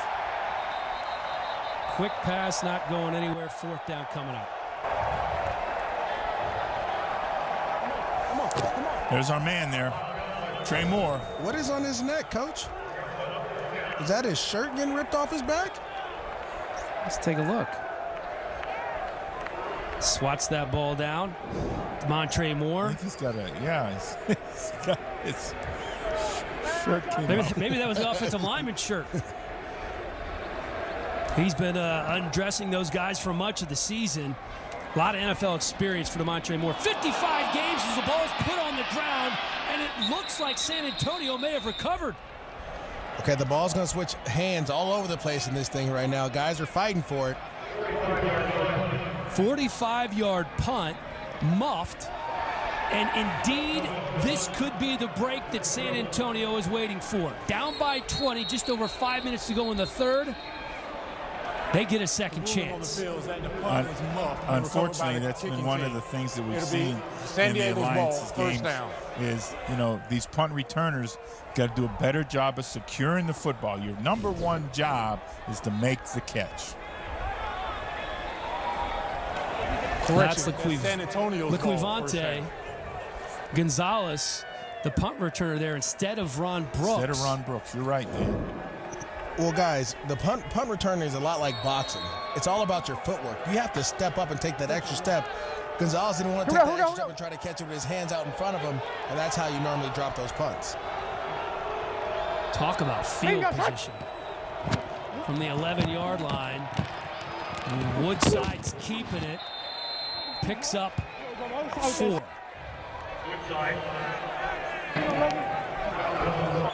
Woodside clearly not afraid to mix it up with the DBs. Logan's got to make up his mind and just go there. You know, he started up the field, then he tried to go sideways. Go get what you can get. Yeah, and listen, everybody wants to run the ball until you see the defender come run the ball. Yeah, right. And so it's nice to have that in there, but in this league of development, you don't want that to happen. Your quarterback to get hit like that. So they can pick up the 1st down without scoring. Have to get to the 1-yard line. Woodside with all day. Finally decides to throw it. Ball tipped in the end zone. Looked like everybody in that corner of the end zone got a hand on it before it finally hit the ground. Good development of the play. Great job by the back. Outside, dropped the outside rusher there as he was coming. Trey Moore That's a good hit, dog. Gave Logan an opportunity to get outside. That's clean. That's all you know. Personal foul. Roughing the passer. Defense, number 91. Penalty is half the distance to the goal. Automatic 1st down. You could hear Woodside saying it was clean. Penalty called on Miles Nash. Hey. It was called on Miles Nash, but it looked like it was Tani Tupi. Yeah. Again, that's a bang-bang play. There's no way you can tell a guy to stop from that. Again, the Commanders, their own worst enemies here, you know, with these procedure penalties. I got to be louder. False start. Offense, number 79. 5-yard penalty. Replay 1st down. That's Mason Gentry again, and you could hear Woodside saying, I have to be louder, I have to be louder. Clearly his O-line not able to hear him. Well, that's great leadership there, taking the blame for yourself. Is it me? How do I change? There's going to be a lot of that communication and leadership. To 123. There's going to be a lot of that communication and leadership going back and forth from the quarterback. Every play you're talking to someone or to everyone. It's like ladder. You know, it's really important here, Logan, to get this huddle composed, and they got to come away with a touchdown on this series. gives them an opportunity to go in the fourth quarter The game clock down by 10. 23. 4 minutes and 23 They seconds. can get the touchdown and convert the 2-point.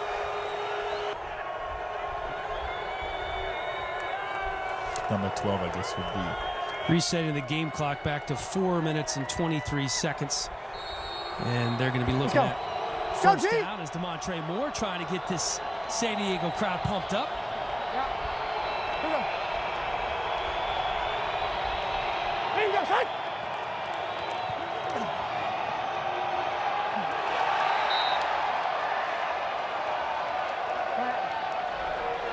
They were looking for Mikhail McKay.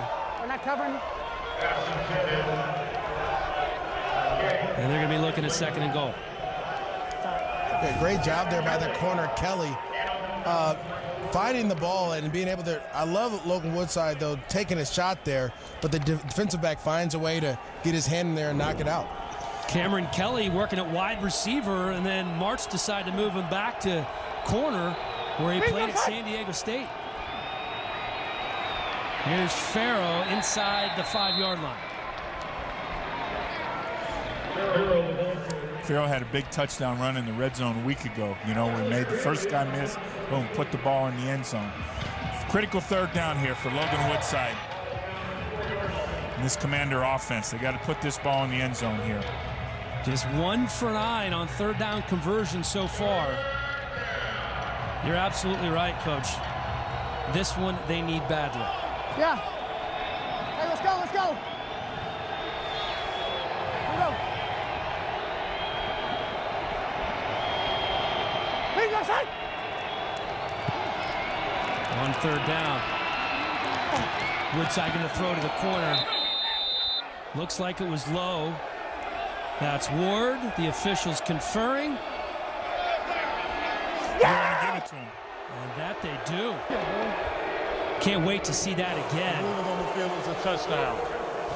Greg Ward, the former quarterback at Houston, turned receiver. Here it is. Clean catch, too. Clean catch. Was he inbounds? Clean catch, though. Wonder if he's inbounds or not. That's going to be the question. You know, the difference in the alliance, though, that the team has to, the scoring plays are not automatically reviewed like the National Football League. So the coach has to challenge this if he thinks it wasn't a catch. Well, if you look at his arm, he has the white paint from the out of bounds on his left arm, so they may find a way to get this one out. Yeah, Mike Martz is going to challenge this, and it looked to me like he was clearly out of bounds and he made the catch. Did make a clean catch. San Diego's coach is challenging the ruling on the field of a completed catch for a touchdown. The previous play is under review. As the referee, Trey Blake, and the replay official, Brian Lapinto. Let's listen in. With you now, they're saying it's feet were out of bounds. Sure. No, yes, what's going to happen is it's going to be an incomplete pass. Okay, so we're going to go. Incomplete pass? Yes, we're going to go incomplete pass here. And we'll give you the time on the clock. Time will be 3:29. 3:29 on the clock. And it'll be fourth down. 3:29, and we're going to be fourth down. Yes, fourth and goal, correct. Okay. White yard line. White yard line. After review, it was an incomplete pass. It will be fourth down. Please reset the game clock to 3:29. 3:29. You know what? Brian Lapinto can work for me any day of the week. That dude's efficient. You see how quickly that happened? That was great. That was perfect. As the coach on the sideline, you want to know why are they making the decision that's being made. And I think it's great that we're allowing the fans to listen in as well. That was Bam Bam. He saw the play. He didn't need to see 100 different angles. He knew it was an incomplete pass. Well done. Yeah, this is a tough call here for Coach Riley of whether or not to kick the field goal here or go for it on fourth down. Still early, Coach. Take the points. It's early, and they're trying to have some positive impact for this offense. I'm a little surprised they decide not to go for it as Nick Rose comes in. You can see he's perfect on the season. Rose, of course, signed by the Chargers during the playoffs as he sneaks that one up and through. So he is now 7 for 7 on the year. San Antonio gets their first points in a long time.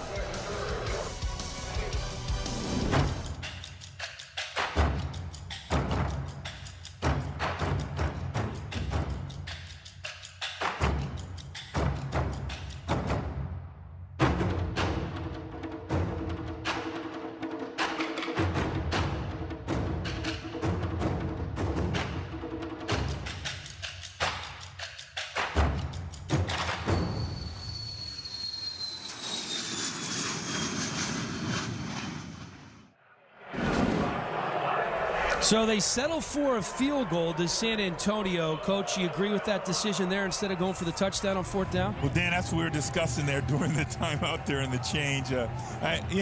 We still got a lot of time left, but I think with my quarterback there, I'm going to probably go for it there, Maurice. Yeah, it was going to be 4th and 4 from the goal line. Your offense had kind of sputtered in and out. So, like you said earlier, Coach, you want to have that positivity going into the next drive. Like, okay, maybe we can get some things going and maybe take a shot and get it. We got roughly 18 minutes yet. We'll see how it comes out. Terrell Watson in the backfield once again for San Diego. And it's the give to Watson, picks up 3. Looking back a week ago, Maurice, this is when Terrell Watson and Jaquan Gardner, this is where they came to life. Right now in the football game, that's when they did their damage last week against Salt Lake. And the one thing that we haven't talked about is Coach Martz, when he was in St. Louis and he was the head coach, running the ball wasn't his thing. He had all those guys around. He didn't want to do it, but now he's showing a different side of him that, hey, we can run the ball when we have to and when we want to. Well, when you have 2 guys like Gardner and Watson that can get it done here in the Alliance, certainly smart to lean on them with a young quarterback in Philip Nelson. Here's Watson again, takes his time, very patient, out to the 40-yard line, picks up the first. Yeah, the thing you're saying, though, with Coach Mike is, as a play caller, you want to do what your people can do, and he's done a great job of that here, just like he did in his NFL career. They are washing this defensive line down. We talked about it early in the second quarter about wearing down the defense, running the ball and leaning on them. Watson is doing that, and you're going to start seeing these big runs break here very soon. What we're seeing, too, is this San Diego offense really starting to heat up. Just 6 points in week 1. They had 24 points in the final 32 minutes last week. And they're putting up more points again today with 28 on the board so far, keeping it on the ground once again with Watson. Fox 2 run, Coach. I don't know if are you a West Coast? I got the West Coast lingo. Yeah, that's there. Fox 2 run. It's a protection. You're going to sell the lead draw here in that situation. And Coach Marks, this team has been executing that since week 1. So the last time they played the Commanders, that was kind of the go-to run play when things got a little hectic. Now they're getting back to it. They're just breaking off run after run with it. I don't know if you see this, but Phil Nelson is already bleeding the clock with 1:28 in the third quarter, holding them in the huddle. Set. Lady. Gardner trying to find some room around the left side. Danny has a Chukwu there after a gain of 3. The other thing Coach told us yesterday is the fact that he felt like in a 10-game season he had to give them everything. Yeah. He didn't have time to ease into things. He had to give them everything he could and then just work on the execution. And we see that now, like you said, Dan. Now in the third week, this offense is producing points again. He dumped the entire playbook on them at training camp in San Antonio, and he said the only way to get them where you need to be is to kick them in the butt, and they need it all. 3rd and 3. Toss out to Gardner. Gardner has room.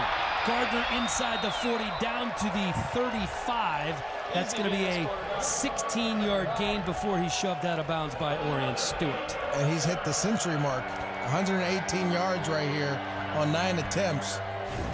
I don't know what else you want. We're just going to do a toss. We're going to block down, pull around, and get on the edge again. Coach, we say it all the time, every week. No edge, no chance. Well, as a football team, they're eyeballing 200 yards rushing for the day here pretty quickly. It's the end of the third quarter. And that's the end of 3, 28-11. San Diego trying to milk the clock as much as they can to hold on to this lead. Can they do it and move into a first-place tie in the West?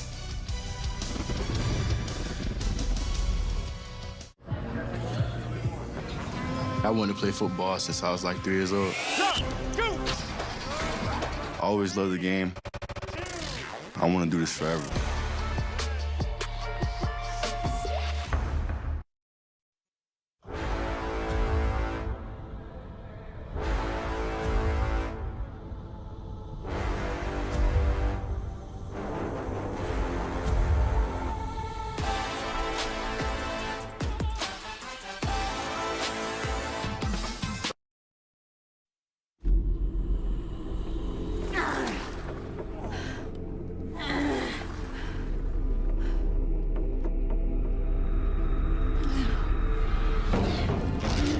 if meat could help them cross treacherous waters.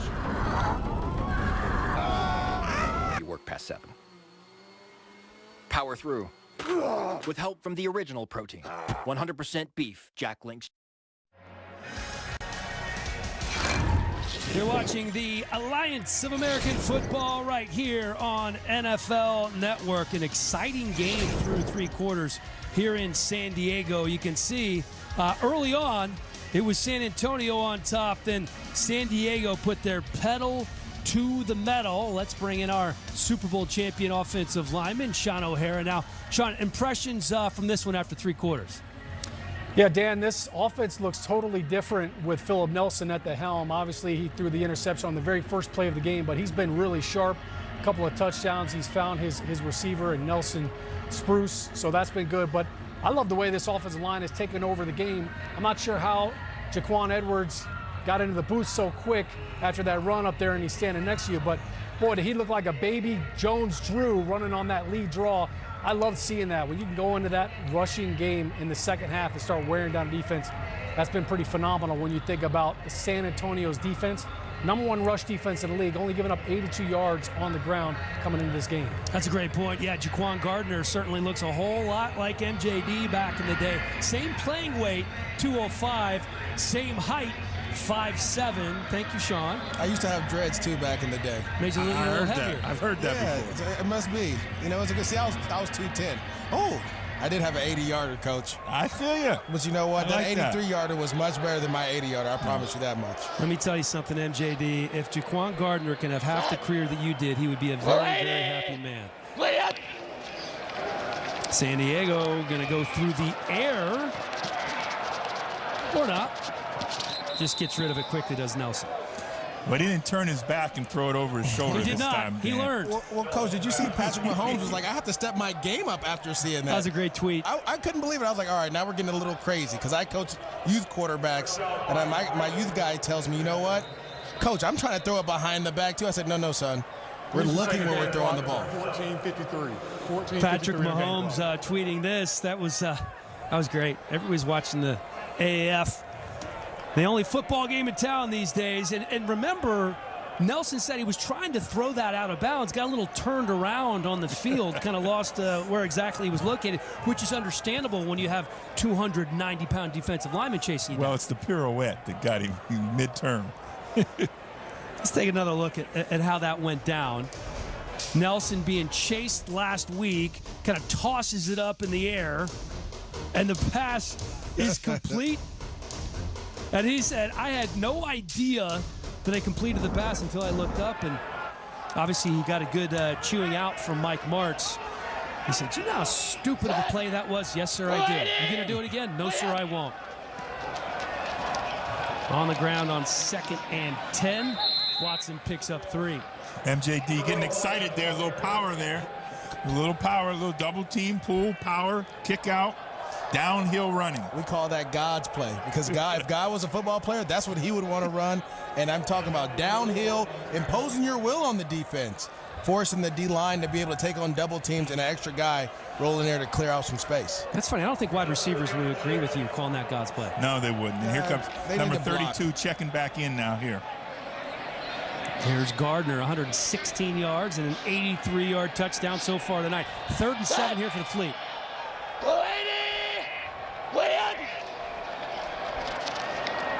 Nelson, Gardner, first down, again down to the 20-yard line. Joel Lanning makes the stop after a 12-yard pickup by Gardner.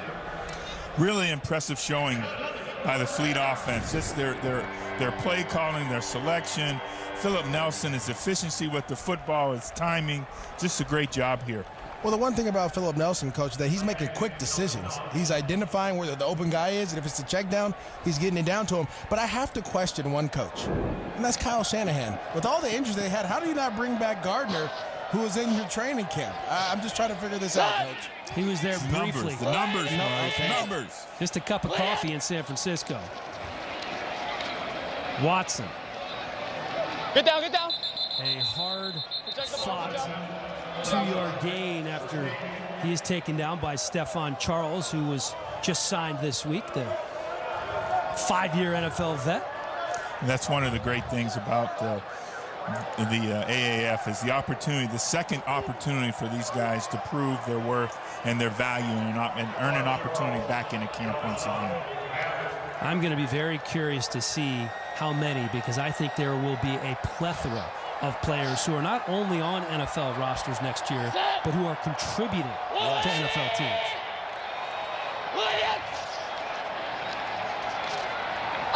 Thrown on 2nd and 8. Pass was tipped, trying to find Ben Johnson. Well, I think you're really going to see, Dan, and Maurice, these guys that are in their early 20s getting these opportunities that maybe didn't get a full look their first time around. You know, you mentioned Stephon Charles now. Stephon Charles has had 49 games in the NFL. You know, his time clock may be ticking, but some of these younger guys will get a second opportunity. Well, Coach, there's nothing like live reps. And that's the thing you can't get in practice, you can't simulate in practice. And so in this situation, they're getting great opportunities and great reps of bettering their craft. 7-play drive that's eaten up almost 6 minutes of clock. Looking at 3rd and 8 here. Gardner. Only 3. They're going to be facing 4th down. That's the kind of drive you want, though, Coach. It ate up a lot of time. Yes. And you're going to end with points. You're going to end with kicking a field goal, and having an opportunity to get back up to a 20-point lead. I think I told you, Coach Tressel once told me that if every drive ends in a kick, you're going to be all right. You're going to be all right. That doesn't sound very exciting, Coach. Well, but that means you take care of the football. You're either scoring points and you're kicking a field goal or a PAT, or you may have to punt it once in a while. The kick is up, and the kick is good from Donnie Hagman. He also is perfect on the season, 7-for-7. Well, my parents met in Texas. Then they moved to Washington. They had me at Fort Knox. They keep all the gold there. After that, we moved to Georgia for a couple years. Then we spent some time in Korea. Seaweed snack. Ew. And now we live here for good. Our members call many places home. Oh, lots of questions. So we made owning a home easier. Navy Federal Credit Union. Our members are the mission. Here at Topgolf, the grass is greener on our side of the fence. But you guys don't have grass. True, but we have buckets of beer instead of buckets of balls.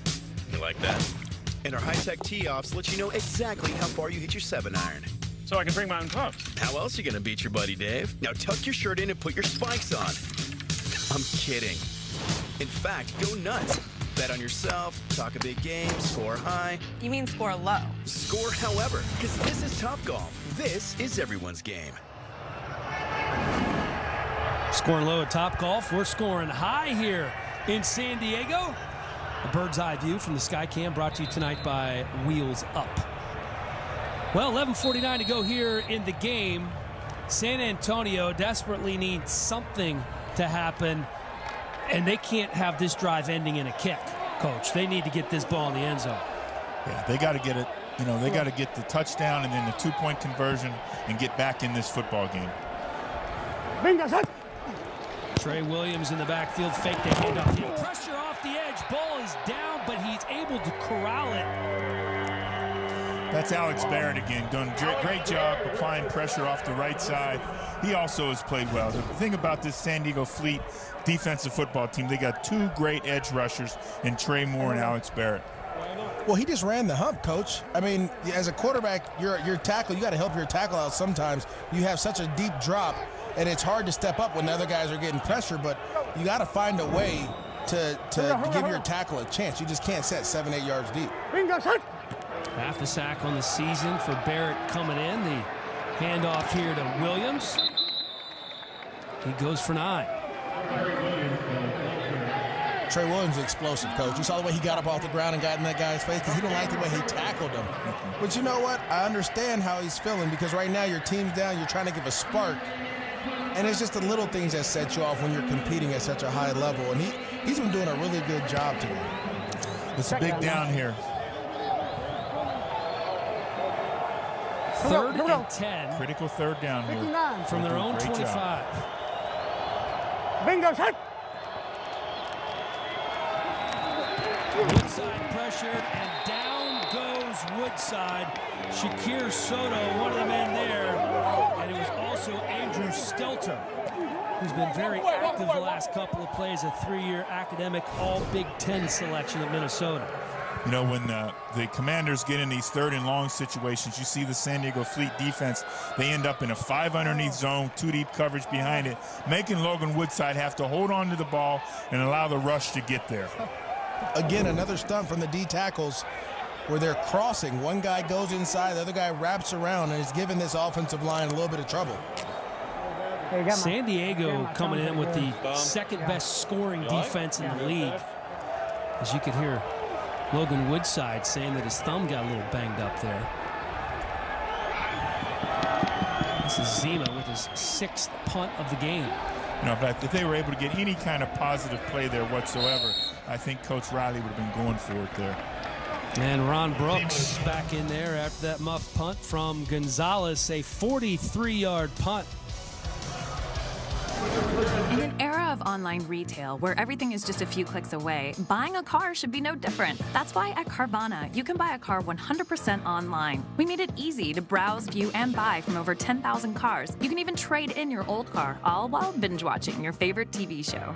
Afterwards, we'll deliver your car to you, or you can pick it up from one of our car vending machines. Either way, your car comes with a 7-day return policy. So grab a seat, relax in your comfy pants, and enjoy the new way to buy a car at Carvana.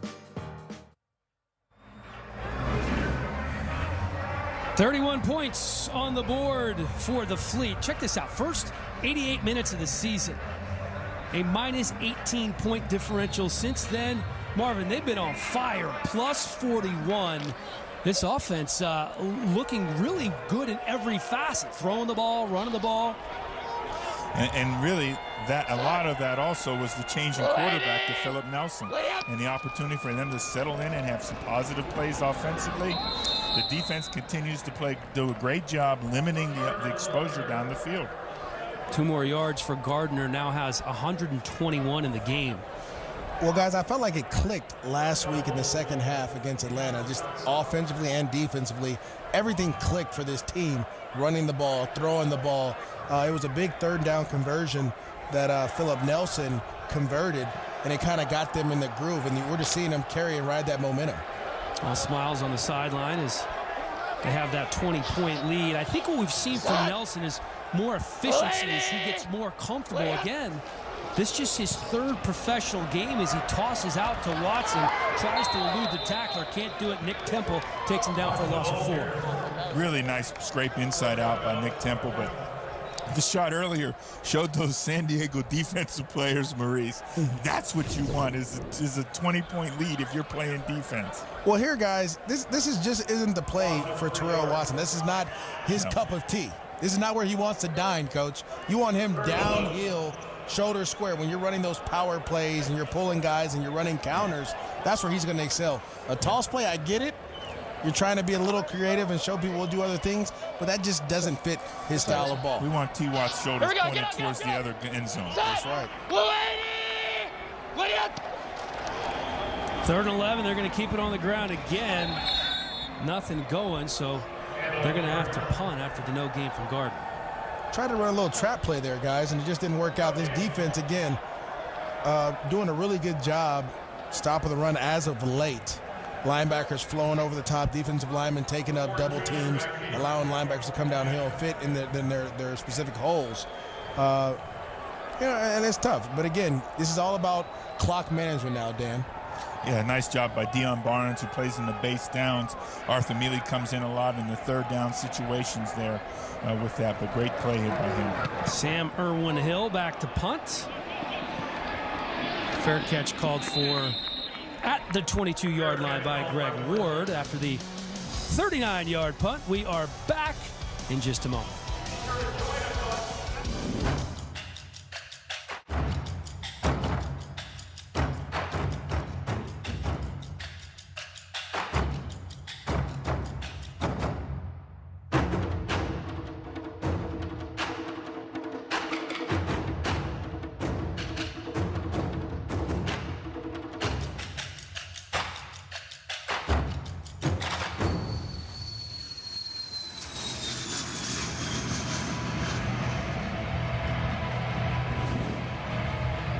Not sure if it was a performance issue or an injury issue, but Logan Woodside was complaining about his thumb being injured when he came off the field on the previous drive. So Marquise Williams now in at quarterback for San Antonio. 7:20 to go, down by 20. Let's see what Williams can do here.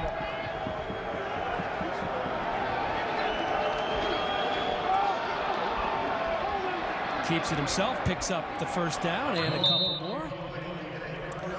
Again, right now, the San Diego Fleet defense will allow some of that to occur, but it makes you have to change your mindset when the quarterback's going to take off and run like that. I remember playing for the Jacksonville Jaguars and us playing the Denver Broncos when they first drafted Tim Tebow.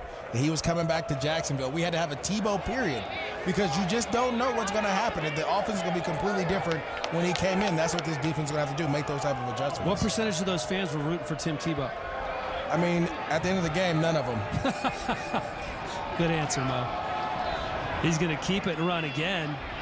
And this time he picks up 8. That's Demarius Travis wrapping him up. You know, the thing about this, Dan, it's a positive play, but the clock is running. Even on an incompletion, you get a stop clock, okay? And that's the difference. We know with the Alliance, even when it gets inside of 5, and out of bounds play doesn't stop the clock until inside of 2, but an incomplete pass does as we're trying to score touchdowns. 2nd and 2. See if Williams attempts what would be his 3rd pass of the game. Played a series earlier, threw twice, and he hands to Farrow, who picks up the first down. I would love to see this Commanders offense in a 2-minute drill. Just give it to me. Let's see if he can execute it. It's a situation, and when we were talking to Coach Mike Riley, he was talking about they're a run, play-action team, situational football team. This is a great time to work on that 2-minute situation and see if you can get yards and get things going. Trying to get the quarterback comfortable. I think that's the key element here, is if we can get Marquise comfortable and playing, throwing the football in rhythm, assigning the protections, etc. Williams back to throw this time, and that pass complete down to the 45. Josh Stewart hauls it in for a gain of 5. Listen, Williams started 33 games at North Carolina. When Mitchell Trubisky was there, kept a first-round draft pick on the bench. He has to be able to throw the ball somewhat. Had a cup of coffee with Green Bay in the NFL, played in the CFL, so he's been around a little bit. He can throw the ball. I mean, again, but his best asset is his legs and him being able to run. And I think that's going to give teams an issue. And we have to ask that question next week if it's going to be Marquise or Logan. This is the opportunity for him to prove that he wants to play and be the guy. Great Fires throw that there. one in there to Josh Stewart. That was on a rope.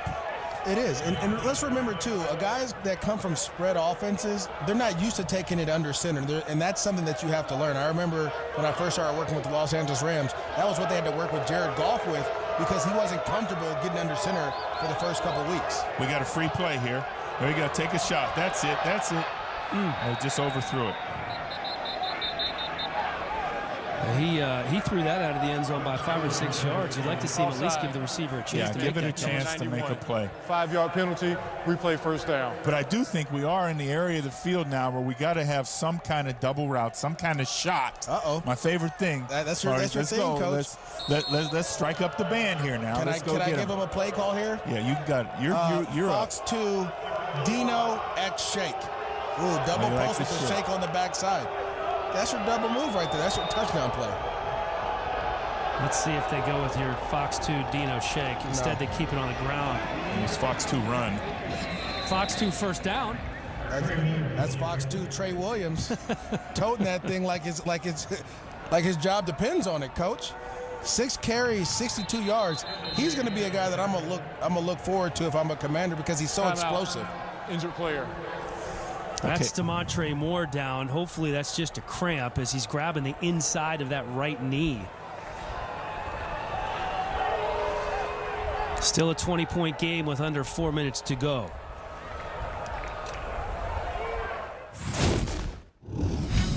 For the first time in the history of pro sports, here's the app as fast as every player in the game. The Alliance app delivers revolutionary technology, real-time play-by-play gaming, instant interactivity. Truly a game changer. Get the Alliance app today. Live predictive gaming at full speed. Call the plays. Unprecedented and at your fingertips. Available on the App Store and Google Play. The Alliance app, #1 in both the Google and Apple stores if you download it right now. All kinds of goodies that you can find inside. And I guarantee you will enjoy them. Very cool app for our first-year football league. Good to see Demontre Moore, one of the best, if not the best defender on this team. Kind of hobbling off the field, but it's under his own power. Well, we talked about this early on, the dehydration and so forth with these guys. Some of that, and I think he did get twisted up on a little bit here. But, with the timing rules different in this, it's for the coaching part, you got to look to take your timeouts a little earlier than you normally would.